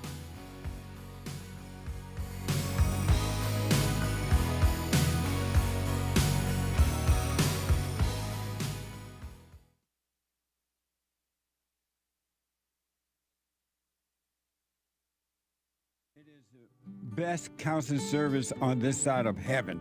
I counsel with men and women, families, individuals around the world. Most people are unhappy, they're miserable, they have rough lives, they're depressed, suicidal, young and old, of all races. I understand, I know why, and I do understand it. Because exactly what's happening in me is happening with everybody outside of me, inside of them. And I've noticed that with those who really, really, really want to understand, they overcome it just like that, out of one counseling session. If you need counseling, you can go to rebuildingaman.com or call 800-411-2663. 800-411-BOND. Best counseling service on this side of heaven.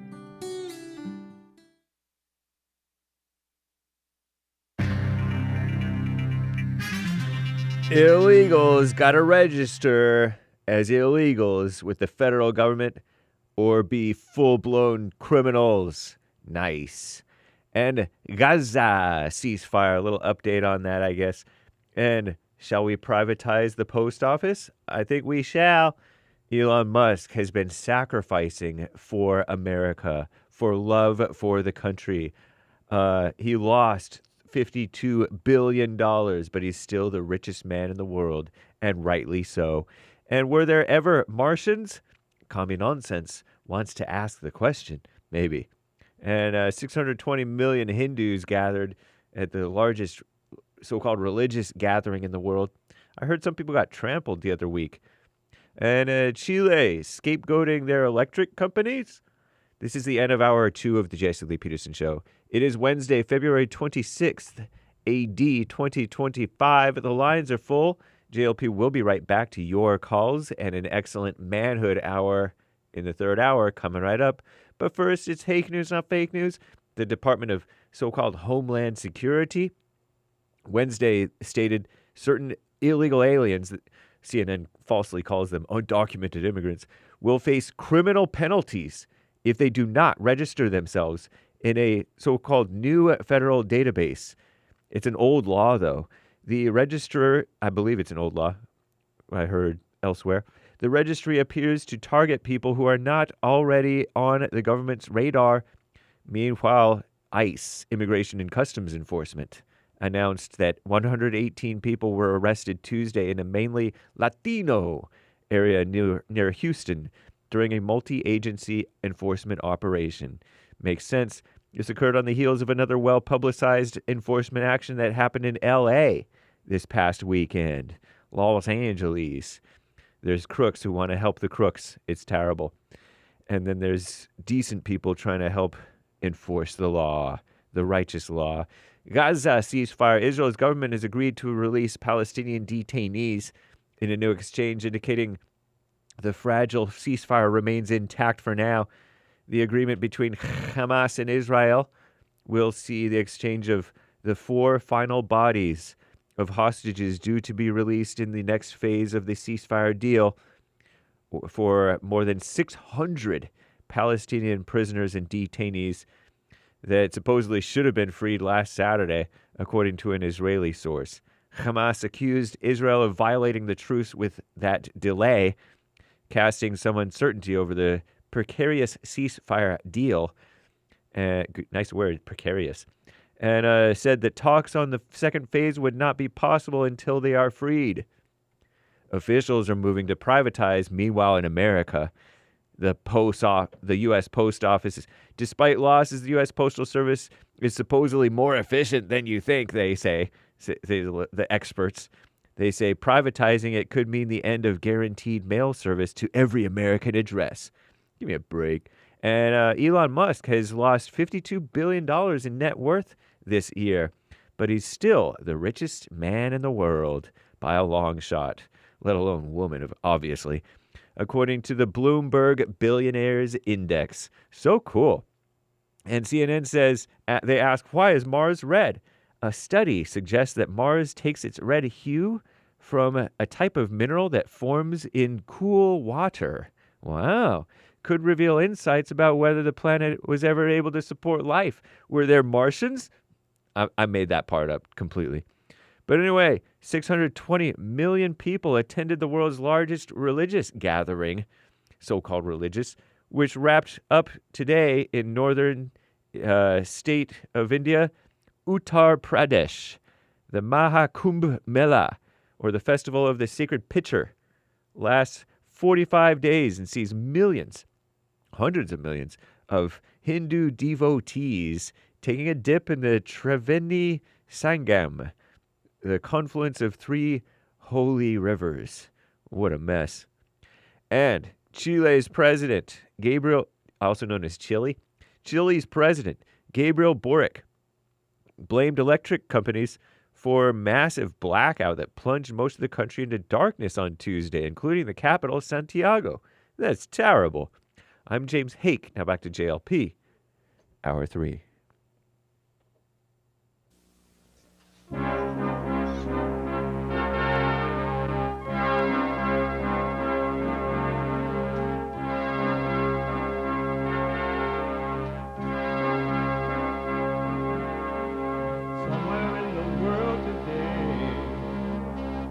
got to stand up strong. Ain't the truth about themselves to understand what went wrong. I know we can find a way. I know we can find a way. I know we can find a way to stand up, stand up, stand up.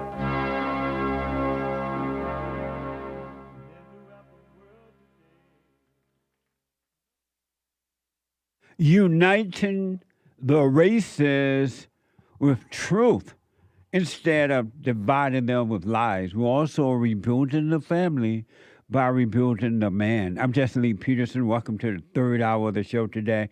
You can get involved by calling 888-7753-773. 888-77-JESSE. And my biblical question for this week, a doozy. The biblical question: what good have you gotten out of religion? What good have you gotten out of religion? What good have you gotten out of religion? Amazing, huh? If you're busy and out and running around doing whatever you're doing, you still can be listening to the show on your iPhone or iPad. You can podcast, but you could be listening anywhere in the world. We are heard around the world. And for the flat earthers, we are heard up and down the world by everybody and they mama if you're black. Everybody and their mama if you're white.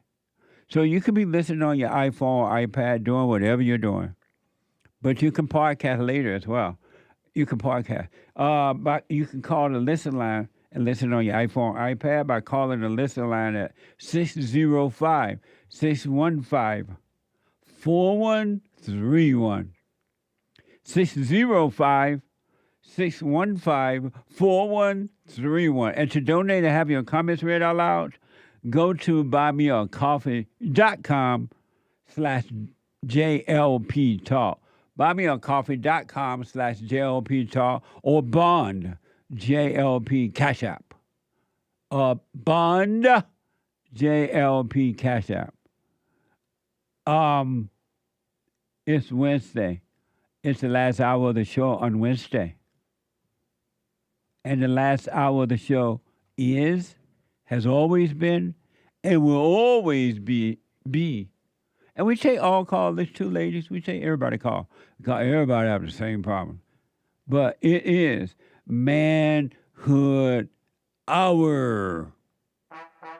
What is a man? What is a man? It's an adult human male. Manhood, Hillary or President Trump? I voted for Hillary Clinton. Beta male. A man is a male who turned to man. Alpha male. Live right, be right, and lead the way. But I understand Maine. Is Maine here, the governor of Maine? Are you not going to comply with it? Well, you better do it. You better do it because you're not going to get any federal funding at all if you don't. Sing a song. What? Your population doesn't want men playing in women's sports. So you better comply because otherwise you're not getting any federal funding. Full of the faith that the... Good, I'll see you in court. I look forward to that. That should be a real easy one. And enjoy your life after governor because I don't think you'll be in elected politics. That the present has brought us. What the? Grandpa, tell me about the good old days. The world gone crazy. I got to ask, and then I get to your calls, my experts. Oh, Joel, can you run it? Come in here for a minute. This is the last minute. Just on the spare of the moment minute, so they didn't know. I wanted to ask them about this gold card deal, where Donald Trump is saying, according to Fox Business, President Donald Trump suggested the introduction of a gold code of a gold card visa on Tuesday afternoon, a potential opportunity for foreigners, investors to buy their way to American citizenship. I just want to replay it for those who might not be aware of this, and I want to hear from my experts, and then we'll get to the callers. Watch this from Fox News. We're going to be selling a Over there, gold James. card. You have a green card. This is a gold card. We're going to be putting a price on that card of about $5 million, and that's going to give you green card privileges plus. It's going to be a route to citizenship, and wealthy people will be coming into our country by buying this card. They'll be wealthy, and they'll be successful, and they'll be spending a lot of money and paying a lot of taxes and employing a lot of people. So this is the proposal, and this is really from Commerce Secretary Howard Lutnick. It would replace the EB-5 visa, which has been in place since 1990. This is what the EB-5 is. It makes the necessary investment. You have to make the necessary investment in a commercial enterprise in the U.S., plan to create or preserve 10 permanent full-time jobs for qualified U.S. workers. Howard Lutnick, our Commerce Secretary, says that EB-5 program is, quote, full of nonsense, make-believe, and fraud. It was a way to get a green card that was a low price. Now we're saying, hey, get rid of that ridiculous program and just put the $5 million down, and there you have it. Amazing. James.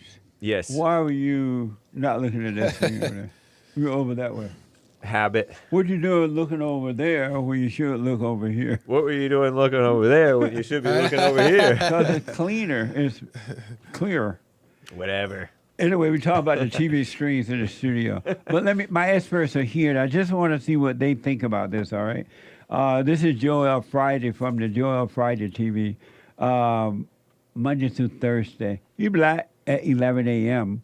And one of the experts here on the Jesse Lee Peterson Show, and next to him is the Hake Report, the host of the Hake Report, right after my show at 11 a.m., 9 a.m. Pacific time. 2:11, and then the American Anchor Baby at 12 noon, right after Joel Friday. What do you think about that idea, Joel? I like it and I don't like it. What do you don't like about it? What I don't like about it, well, can I start with what I like about it? Yes. What I like about it is that the people who are coming over here from other countries will come here for one, they pay the $5 million, and we can use that. And then they'll come over here and add value financially to the economy. So I think that's good. And then taxes and all that stuff. Right. But the thing I don't like about it is like the quality people that are bringing over, that they're going to be bringing over. Because a lot of people have money, but a lot of people aren't quality people.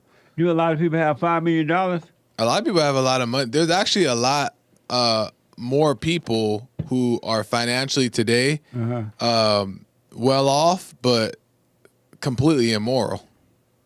That's all right, as long as you got money. But the only thing is they fund all kind of crazy. Poor people are immoral too. But then they fund all kind of crazy. They don't have any money. Poor people are worse. Yeah. Well, not necessarily. I don't think so. I don't think poor people are worse. Have you seen poor people lately? But could you imagine a rich immoral person? They can do a lot more damage to the world because they have money to use to finance their evil, to do and put and place it in different kind of ways. And but with the poor, we have to pay them to they're to evil, destroy us. right? Right, yeah.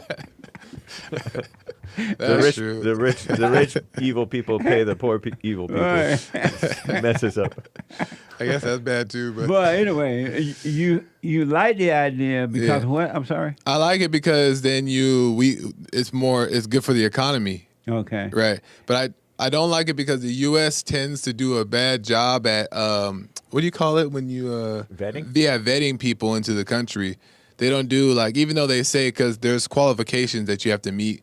Because that bill also says that the golden card will also give them a pathway to citizenship. Right. But when the U.S. Vets people, I don't think that they do a best job because they're not vetting people as far as their morality and what really matters, spiritual things. They're just oh, well, you seem decent. Meanwhile, they come in here and shoot up everybody.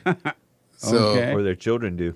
Right. And so, is that it? Yeah. What do you think about a Hake? I like it. And why? because it's improving something that was already here. They were already able to come over here, but they didn't really have to pay anything, and they're already doing this. So he's fixing a policy and improving on it. And so does that mean that if you ain't got $5 million, you can't come? Right. Oh. You nice. want to be a I job like that creator. part. You got to create 10 permanent jobs in America and pay $5 million. I think it's okay. I do like the notion that Joel is bringing up, and your super chatter on Rumble, Age of Inversion, free white men of good character, the 1790 Naturalization Act. Only those can become Americans. What's that? Free white men of good character. That was 1790 Act. That was our 1790 Naturalization Act in America. Oh. By the founders. So it would be nice if we had something like that, because I don't necessarily trust all these rich Indians and stuff like that. Me either. Yeah. I like y'all, but... Me too. At your own house. Yeah. Okay. But overall, I like it. And what do you dislike about it? Do you have a dislike about it? I have qualms. I have similar qualms to these guys, but because of it's bad people coming in and lamos. Oh, okay. Yeah. And Anchor Baby, you say?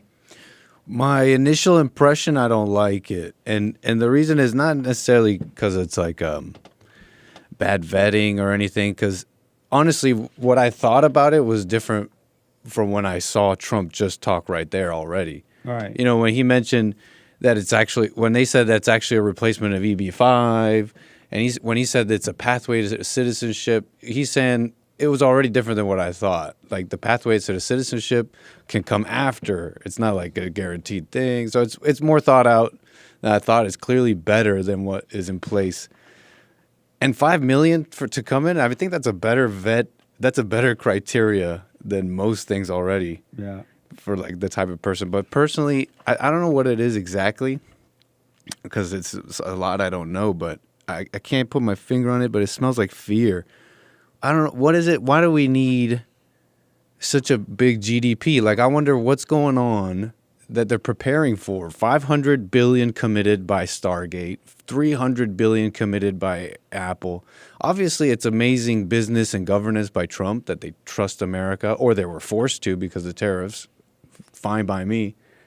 But I'm like wondering, it's like, why do we need this so badly? Like, millionaires come now. We need GDP high up now. We need the money going now. We need to develop AI now. Like, it smells like fear a little bit. I look at like China. I look at like China, and they invested in their own people. For whatever you can criticize, they invested in their own people for years and years, and they were in the background for a long time.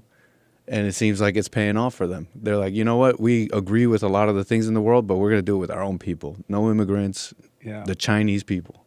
I think I like the idea, but I think when I become president, I'm going to shut the borders, all the doors, the front door, the back door, and everything, side doors. No more, nobody coming from any other place. And then we just, as Nick was saying, enhance the American people, you know. Let's just take care of home. And then once we get tired of taking it home, everything is fine, we'll open up a little bit to let the people come in through the front door.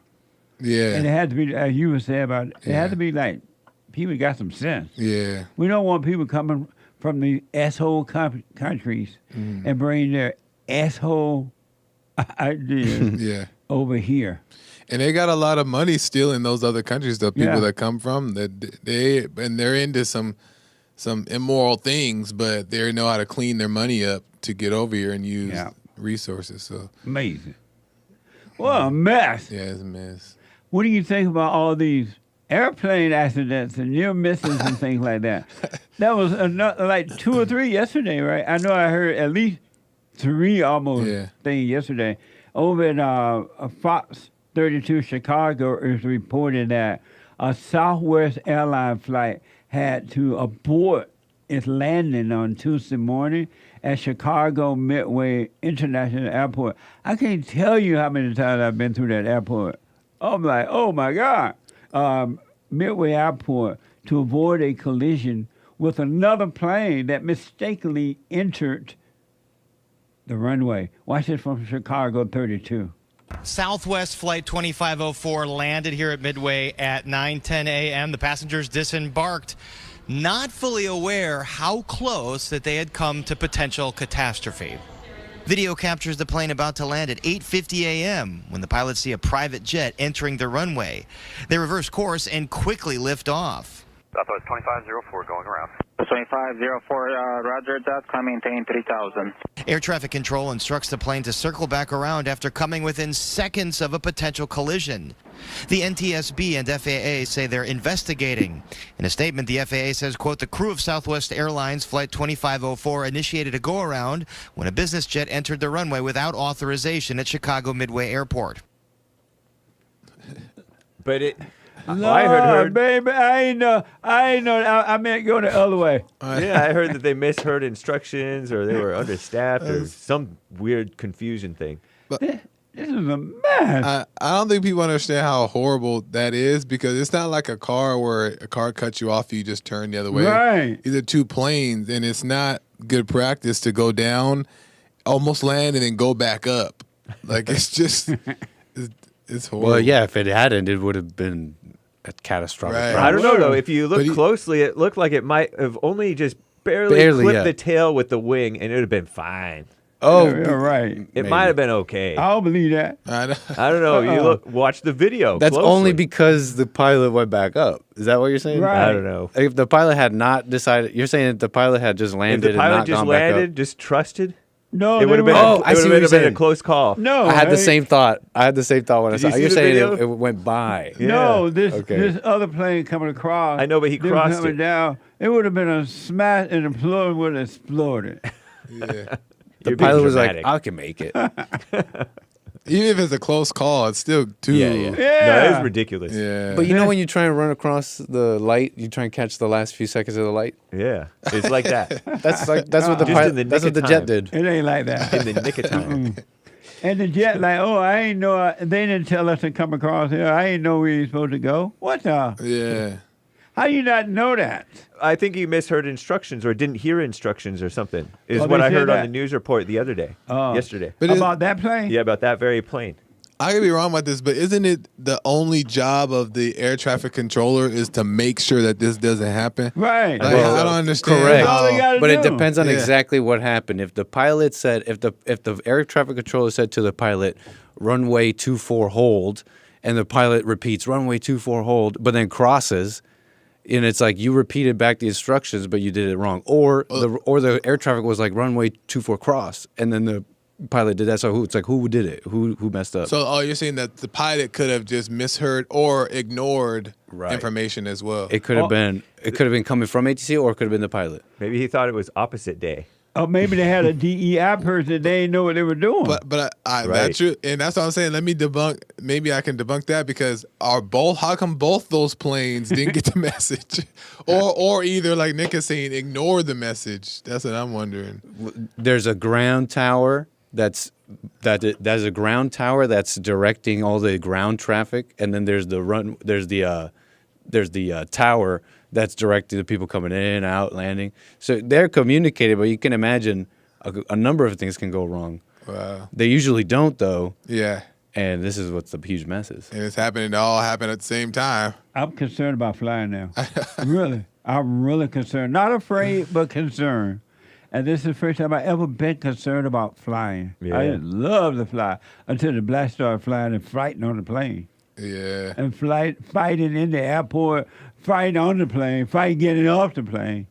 And Delta's talking about an all female flight crew. Was it Delta?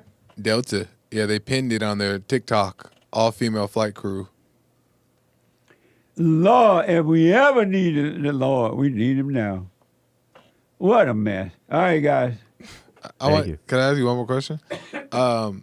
That's your shirt, by the way. Nah, all thoughts and lies you can get on the rebuildingman.com/store. That was designed by the Anchor Baby. Oh, yeah? Uh-huh. Nice. Yeah, I like it. Fits good, too. Good material. Yeah, nice, soft, fitting material. Yeah. Well, go ahead.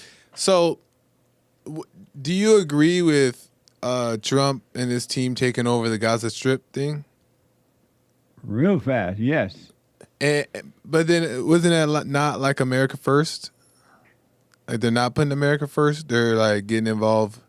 But if we own it, it is America.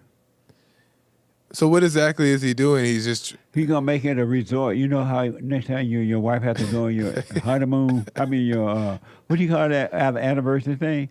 You're gonna be able to go down to the Gaza Strip in Israel. They have a beach there. And rent a hotel room on the beach. And beautiful weather. And live it up. And just live it up. And you ain't got to worry about the Allah people. Take it. And they have horses trying on the to hurt beach. you. But you think that it's taken away from the priority of America stuff, or no? He got a team that they're doing it. No, they're still working on America stuff. That's what I like about him. He put it home first. Yeah. Then he's taking care of these outside things. Yeah. Where Joe Biden just did the outside thing and didn't do nothing for home. Actually, he made the outside stuff worse too. Yeah. Biden did. Absolutely. So, what do you think about that? I don't know. I don't know too much about it. That's why I wanted to ask you. Yeah, I like it. If it happens, I like the idea. Yeah. Plus, I love Israel anyway. I love going to Jerusalem. Israel. Yeah. My first thought was like, well, it's outside of the U.S., so I'm wondering how productive that would be. But, I mean, maybe there's more details that may be. It would be like that resort that you own down there in Cancun. You have a beautiful resort down in Cancun. It's outside the United States. You didn't invest in the United States. You went all the way to Mexico. It's like that. Oh, okay. Yeah. Hey, you still taking care of home first, though. Right? Yeah. It's like that. Fair enough. And plus, I like Israel because you can even go to where they put, when Jesus died, they put him in behind that rock, and you can go in that tomb, and you can see where he laid. Oh, they still got that over there? Wow, I didn't know. You can see where he laid in that tomb until he rose, and the rock moved. Wow. Yeah. That tomb was owned by a Pharisee, I heard. A Pharisee who liked Jesus. Well, they took nice care of him. Yeah. You heard about that, right? How he was put behind a rock? Yeah, and then a lady heard about it, and they went to ran over there, and she needed help pushing the rock aside. Jesus was gone. Yeah, no, the angels had already moved the rock for them. Oh, okay. Yeah. But was it the lady went over there to check One of the and Marys, see him? maybe two of the Marys. Amazing. Was gonna put. So you see on while you're at the beach over there. Yeah. Y'all can take a little tour of that. You can see the tomb. You can see they have a bunch of grapevines. I think grapevines over there because they love wine. The Jews love wine. And then you can see this underground world where they have a military that is built under the ground. Oh, interesting. And when they get ready to go off and kill the Alaba people, they come from under the ground, like really under the ground. The plane come up into the. Interesting. From out of underground. Oh, a base. And you can go to the gates of hell in Israel. What the? That's what they call it? Uh-huh. That's what Jesus said. He said something like, what do you say about the gates of hell? That even the gates of hell won't be able to hurt the children of God. Something like that. Mm-hmm. I don't remember exactly and he was what it standing at the gates of hell when he said it. So you can visit that site. You can literally see, you can go to the gates of hell, but you can't go down in that darkness because you won't be able to come back. And it's like dark like you've never seen before. You can only go look. So then, can we do it? But you can look down in there, but you can like stand on the outside and kind of look down in the tomb underground there, and you see the gates of hell. At Bond 2025 trip. It's time for one. It nice. Really is. Ambitious, amazing, huh? Joel. Nice. Ambitious Joel. Yeah, we should do that. It's an amazing trip. Anyway, I got to go to the call. Thank y'all. Thank you. Let me go to Jacob, a first-time caller out of California. Jacob, welcome to the show. You're on the air. Hey, thank you, Jesse. Yes, sir. May God bless you. Thank you. Jesse. You too, buddy. Thank you for taking my my call. Yes, sir. I've been trying to actually get on the show for a while. I was wondering what your opinion is. I've been with my wife for 20 years. We have 4 kids. I'm 37 now. We got together when we were 19. And we needed counseling, and we never got it. And now she's like, I don't want to be with you anymore. She doesn't want to be in the marriage anymore. And I mean, it went both ways, as in fighting with each other and arguing. And now that I have a counselor, a pastor that is working with me, she's like, I don't care if we see him 1,000 times, I ain't changing my mind. And I mean, I love her, and I mean, she left the other day and went to go drink and had drinks with a girl, and stayed in her car and went to sleep. And it's like, why I'm with the kids at 4:00 in the morning. And I told her it's evil. You know, it's not what a woman of God would do. And what did your pastor suggest? He is trying to just encourage us to forgive. And she says she forgives, but it doesn't really seem like it. She's still holding on to the past. You did this to me 15 years ago. You did this to me 6 months ago. Yeah. And your question for me is what? How can I make this relationship work with her? And because I love her, and I mean, I don't want to be without her. And why don't you want to be without her? It's because I invested so much time with her, and I feel like we have the resources now to make better decisions with our marriage and now it's just like, oh, it doesn't matter, it's too late. Are you gonna keep the kids when she leaves? Yeah. Here's what I recommend. Okay. You say to her, she's like, I don't want to be with you. I'm leaving. Blah, blah, blah. You say, oh, okay, bye. See you later. Bye. Yeah. And then you let her go. You work on yourself, drop your anger, work on yourself, and take care of your children, and let her go. What's wrong with you that you need or want her to stay? Why do you want her to stay? It's just like we're just together. I feel like we'd be better as a family. But it ain't better. It ain't working out. She's ready to go. She doesn't want to be with you. Why do you want to be with anyone that doesn't want to be with you? Yeah, I know.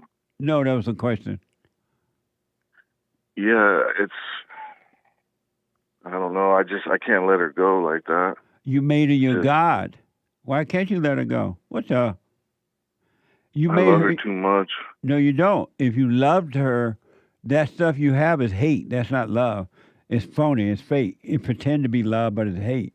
Because if you loved her, you would let her go, and you wouldn't feel anything about it. You wouldn't be lonely. You wouldn't be missing her. You would never call her again. You'd be done with her. But because you hate her and you call it love, that's why you're having a problem. You made her your God. Let her go and work on you.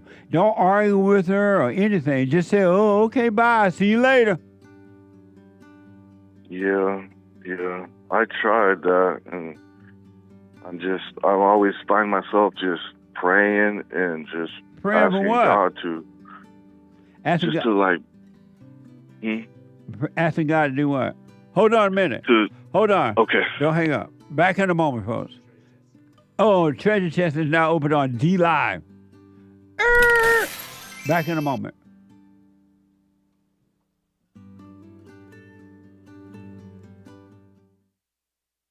Now, I totally disagree with the way things are going, but you can't be angry because that's what the enemy wants. He wants to control you. They do things to make you mad so they can control you. It's like being married. And the wife would do things to make you mad, or she'll do things to make you feel good. And men do that to women too when they want something from the woman, especially sex. They'll make her feel good or they'll make her angry.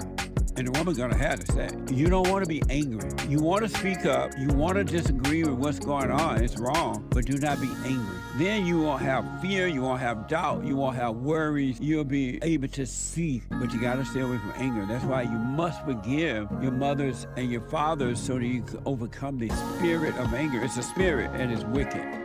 Nothing good in anger because it has no love, folks. You need love to defeat evil. And love is not a weakness. It's a strength. It's from God. It's His nature.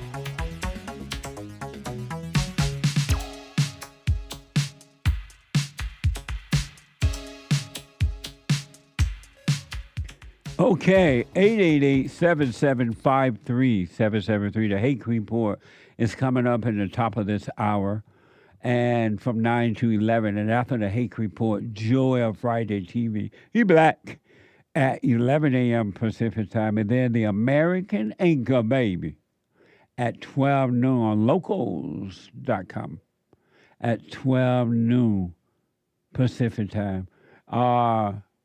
Make sure you donate to the nonprofit to keep us going and doing what we're doing to help others as we have helped you. You've been helped. So go to rebuildingtheman.com, rebuildingtheman.com/donate, or call 800-411-BOND, 800-411-2663 to make a donation. I want to go quickly back to Jacob, and Jacob's wife wants to leave. He doesn't want her to leave. He wants to know, what can I do? Jacob. Yes. It's abnormal to want to be with anyone that doesn't want to be with you. And it's abnormal to miss them, to be lonely, to be pining for them. You have made them your God. And that's why you feel that void, that emptiness. This is a perfect time for you to let her go and take the ego pain and start working on you. And you're fortunate, especially if she's going to leave those kids and you don't have to be fighting over your children, let her go. It's abnormal to be crying and missing her. And I don't care if you've been together 100 years. You're not supposed to miss anyone at any time. You made her your God. Yeah, I was thinking about that too. And the more you beg her to stay or whine about it or anything, it's fulfilling her ego and it giving her false courage to leave you because she feels like she's in control of you. And that make her feel alive when she's really dead spiritually. But you make her feel alive. Let her go. Don't argue about it anymore. Don't tell her to stay or anything. And start working on you. Because if she doesn't work on herself, all she's going to ever do now is give you hell, and she will never forget the past because women, not all, but most, now, except those women who are working on themselves, they don't forget the past. She'll bring that up 50 years from now. Yeah, that's what I'm afraid of. Yeah. That's what she's been bringing up the past every single time we get in some type of argument. Yeah, let her go, man. Don't argue, don't say, oh, okay, see you later. When you leaving?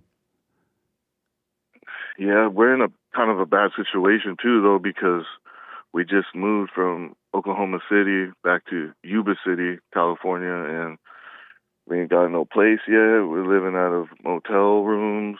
She gets her own motel. I get mine, and it's just burning money. And don't give her any more money. Let her get her own money for her own room. And let her suffer. Don't give her a dime. If she's leaving, don't give her anything.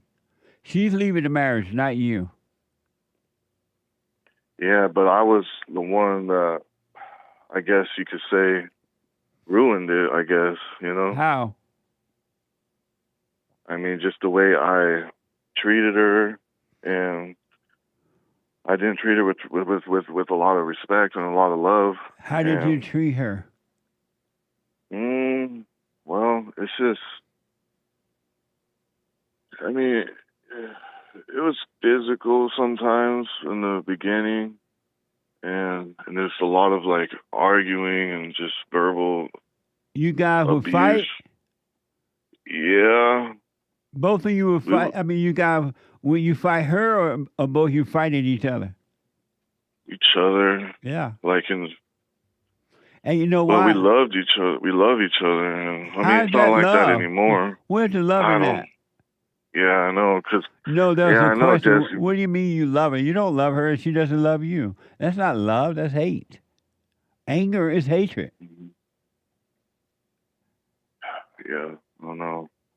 You don't love her. We didn't have Christ like in the middle of our. And you like, still don't have relationship. Christ in the middle. Yeah, Because I know. if you had Christ in the middle, and I don't care what has happened, if you had Christ in the middle and she decides she wanted to leave, you'll be able to say, okay, bye. Because you don't need her. Your love comes straight from God, not from any human being. Mhm. Yeah, that's true. But unfortunately, it's not doing that right now because you're trying to get love from her, and she doesn't have love to give, and you don't have love to give her. So you have two devils together fighting. Mhm. Yeah, I see that, and like over maybe about a year ago, I tell her I love her every day, but she hasn't told me she loved me over a year at least. And why do you tell her you love her every day? Just so she knows. I mean, just so she don't forget. I mean, I don't know. I mean, because I do. I really feel like I really do love her. But love is not a feeling, man. That's hate. That's not love. There's no feelings in love. A love is a dispassionate spirit. That fake love you have is a passionate feeling, but that's hate. That's not love. Because if you loved her, you can let her go and not feel a thing. And you tell her you love her every day, she think you're weak. And you are by telling her that every day. Why you need to tell her that every day? That doesn't even make sense. You've been a beta male. She hates beta males. I know. It's just this is turned me into a beta a little bit, Jesse. Not. No, if you tell her you love her every day, you beat beta. Beta.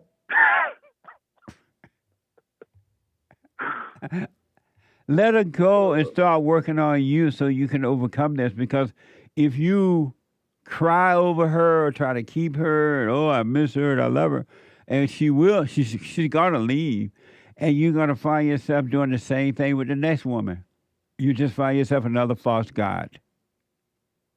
Yeah, I wouldn't be able to put any type of time into another relationship. I don't think it's just too much. It's too much. Have you heard me say you need to forgive your mother? Yeah. Have you done that? I have. I mean, yeah, I have. You told your mother you forgive her? No, in my mind I did, but I didn't really tell her. So you didn't do it then? I didn't tell you go and tell her in your mind. I told you to go to her. And, hey, mother, I'm sorry for resenting you. You turned me away from my father. You impose your will on me, and I become just like you. That's why you don't know how to deal with your wife perfectly, because you are mama's boy. Yeah.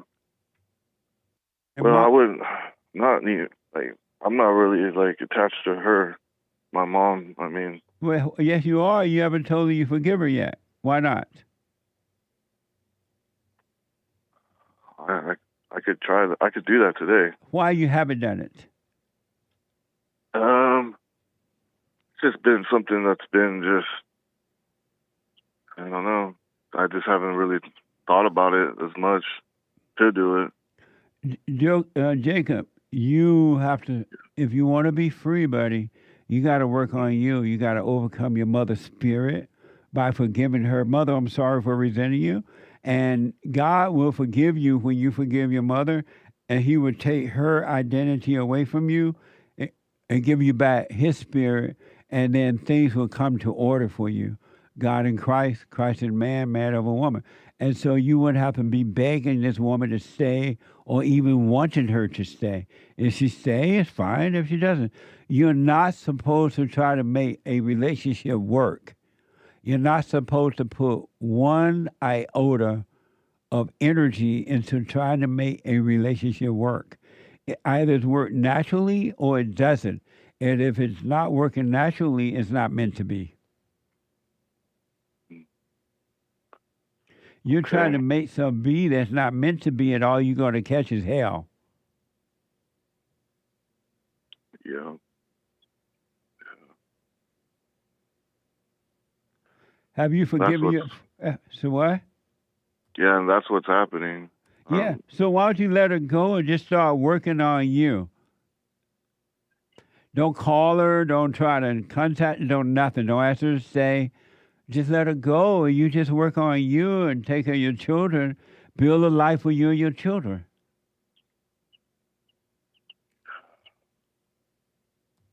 I don't know. I just don't want nothing to happen to her. Why not? It's a bad world out there, and but why do you care at all? Take any concern what happens to her? That doesn't make sense. Mama, don't be a mama. I don't want nothing to happen to you, baby. That's her responsibility to take, not yours. Yeah, I feel like since I'm a husband and I'm responsible for her to a certain extent. But if she doesn't want to be with you, if she's willing to leave or wanting to leave, you're no longer responsible to her, for her or to her. You owe her nothing. Yeah. Because of time, I got to run. But here's what I recommend: you forgive your mother for recreating you in her image, and that's why you made this woman your God. Men and women make mama gods, and you're always attracted to what you hate. So forgive your mother and forgive your father for not protecting you from your mother. Do the silent prayer. Stay out of your thought and let that woman go. Be done with her. Don't argue with her. Don't cry. Don't beg. Don't anything. Because your ego is hurting, not you. If the thoughts and the pain is in your body, but not in you, the real you, feel nothing about it. It's the fake you that's missing her or don't want her to leave. And if you keep her, I promise you, you're going to suffer for it. She's going to bring you pure hell. Hopefully not, but yeah, I hear you. And stop sounding so pitiful. Mm-hmm. Don't be like, uh-huh. Yeah, I know. It's just an everyday thing, and what's the everyday thing? Just this whole thing every day. It's like trying to get back with her, trying to make things better, just praying to God that He'll change things, and just keeping the family together. My kids are out of control. They're running away from school. She did other things too. And how old are your kids? 6, 4, 13, and 7. So the kids are out of control because the parents are out of control. Kids are examples of whatever their parents are. Your kids just one day decide, oh, let me go out of control. The parents are out of control. How do you expect them to be in control or under control if the parents are out of control? Yeah. If you have bad children, it's because the parents are bad. Children are not naturally bad. Yeah, that's true. But it's got to that point, and I spared the rod, and I mean, yeah, I didn't spank them. I didn't I didn't, do that. Forget about what you have or have not done. Start working on you so the Spirit of the Father can guide you and you'll be fine. But you got to put that first. Loving what's right with all your heart, soul, and might, along with nobody else or anything else. And then God will guide you. He'll show you how to overcome all this stuff. But you got to stay out of your thought. And stop begging God to keep that woman there and all that, because you're begging God to let the devil stay with you. Oh gosh, yeah. You're like, please God, let the devil stay with me and give me more hell. It's not bad enough yet, Lord. I beg you. Let the devil stay. Oh. You're begging God for misery, and when misery comes, and it will, you're going to be like, what the? Take the pain, let her go, work on you. Okay. Let her go. Thank you.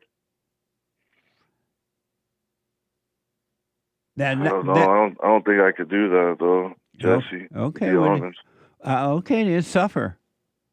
Suffer and die, because she's going to destroy your soul.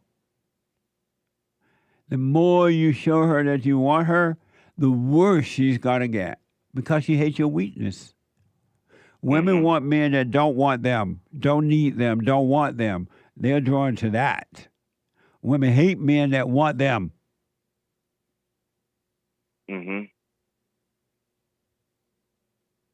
But for now, start working on you. Forgive your mother, forgive your father, do the silent prayer, stay out of your head, and see what happens. Now, if you want her, the devil God gonna let you keep her, and the devil gonna be very pleased, because he's gonna destroy you through her. You think you've been a beta, you're gonna get worse. Well, I hope that it gets better, though, God willing. And God ain't got nothing to do with it, and hoping it ain't gonna do it either. It can't get better when you're willing to stay in hell, man. You're willing to stay in hell. How can things get better? And you're begging God to keep you in hell. How can things get better? Can't. So how are you hoping for something that ain't gonna happen when that's not what you want? You don't want things to get better. You want that woman for your ego.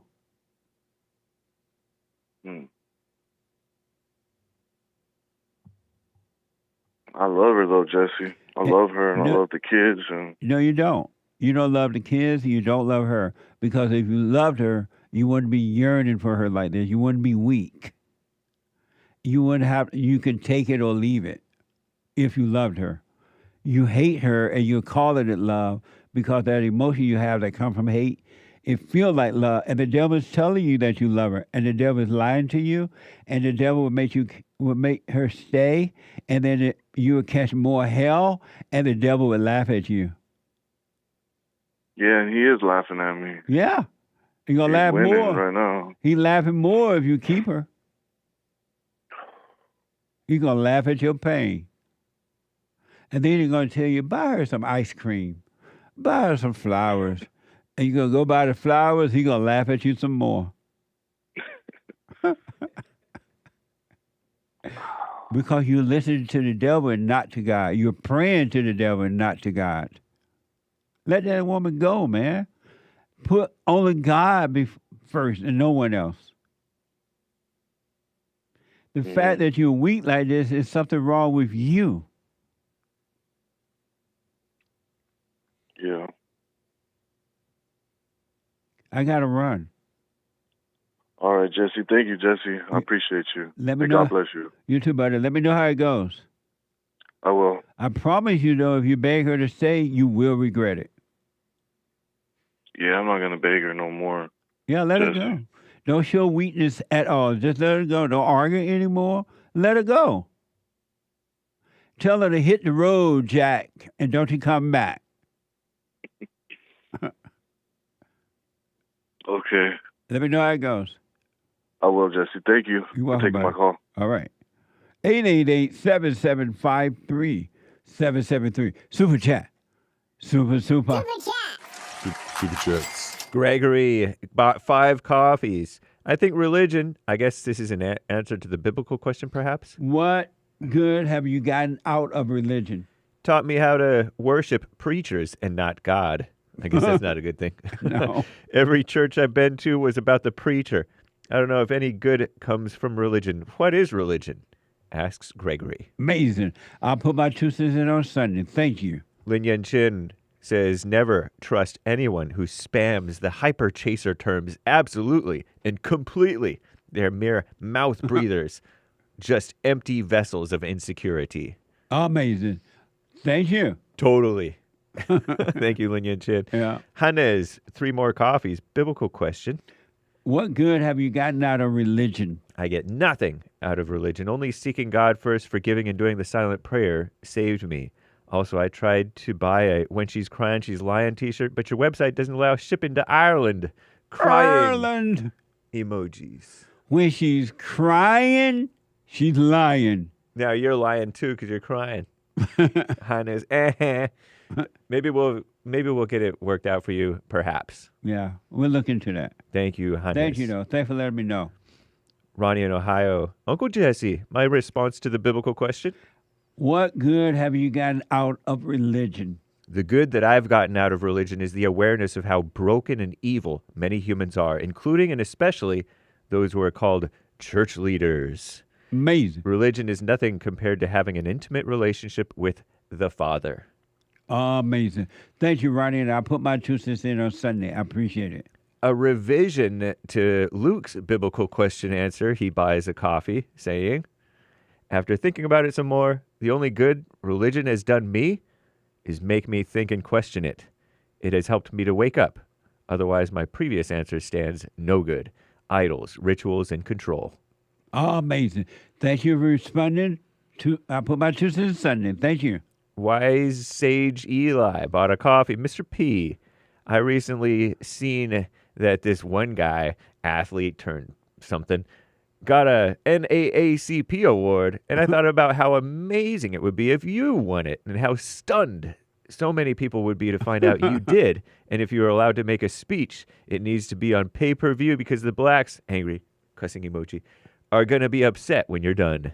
Sideways laughing emojis. Amazing. What's wrong with the blacks? Thank you. Terry says, hey, we can super chat on YouTube now. Yay. Hands up emoji. Right on. Thank you. Lin Yan Chin Hake, just hust is just in typo. I rushed that chat. Thank you, Lin. Extra. I picked up on it. Taylor says. What's hush and what? He did a typo on his prior super chat, and he gave another super chat to correct that typo. Oh, I see. Thank you for the Thank bonus. you. Amazing. Taylor says, please hire Joy Reid, Jesse. She needs some work. If ever Joy Reid needed a job, she needs it now. Thank you for that. I got to stop right there. We'll read the rest later, guys. Yeah, thank you all. I'm going to go to Tyler. Is it Tyler? Taylor. A first-time call out of Colorado. Taylor, welcome to the show. You're on the air. Hey, Jesse. How you doing? All is well. He alive. Well, I wanted to start off with Proverbs, idle hands are the devil's workshop. Mm-hmm. And so I've been a musician for probably like 23 years. Because of time? Go right to the question or comment. Because of time. Okay. All right. Well, it's overall I was going to get to, people seem to have a real hard time with your concept of no thoughts and the hatred and all that stuff. And I feel like maybe a good way to start is completely drop as much technology as you possibly can and try to get in that flow of like when you're working, you know, and you're feeling good, you do not think of anything. You just feel really good. And I think that has to do with like Jesus being a carpenter and just, I don't know. I wanted your opinion on that. I don't quite understand the question. Do me a favor, because of time, I don't want to give you a quick answer. Are you able to call me at another time? Yeah, that's fine. Yeah, call me at another time. Okay, all right, bud. Let me go to Aaron out of Maryland. Aaron, welcome to the show. You're on the air. Hey, what up, Jesse? All is well, real fast. Hey, I just had my first cup of Punchie's coffee this morning. It's amazing. Amazing. Punchie's Coffee. Go to rebuildingtheman.com/store. It's pretty good, huh? Yeah, I'm surprised. You know, I know you guys are good over there, Bond, at all this Jesus stuff, but I didn't know you guys knew anything about coffee. Oh, That's yeah. new. We can make coffee and we know how to sing and dance. Nice. Very cool, man. Thank you. All right, buddy. I appreciate that. Get your Punchie's Coffee, folks, by going to rebuildingtheman.com/store. Rebuildingtheman.com/store. And every dime goes back into the nonprofit to get done what we're doing. I appreciate it. But the coffee is good, too. Believe me. All right. The Hake Report is coming up now. And then after the Hake Report, Joel Friday TV, he black at 11 a.m. And then the American Anchor Baby at 12 noon on locals.com. And get on that straight and narrow, folks. If you want perfect peace, you can have it. But you got to let go. You got to let go of your ego. In order to live, you must die away from the ego. Thoughts and feelings are your enemy, not your friend. Anger is your enemy. Anger separates you from God. Now, if you want to hold on to my Jesus anger, you go right ahead. See how far they get you. I'll be back tomorrow if the Lord is willing and the creek don't rise. Bible Thumper Thursday. And thank you for your super chats. We will finish those that we missed today and all your donations and everything. So thank you, folks. The Hake Report is coming up now. Rebuilding for the prayer, go to rebuildingtheman.com/silent prayer. Forgive your mama and your daddy. Take care.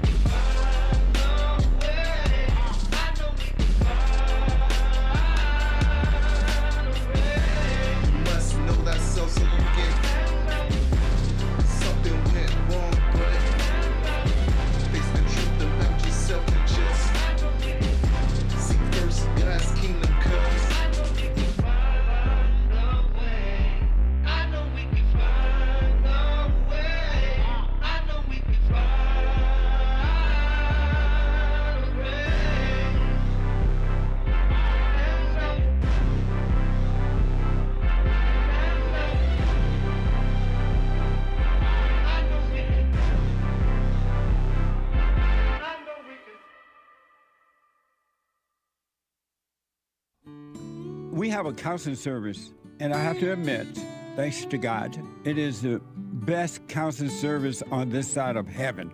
I counsel with men and women, families, individuals around the world. Most people are unhappy, they're miserable, they have rough lives, they're depressed, suicidal, young and old, of all races. I understand, I know why, and I do understand it.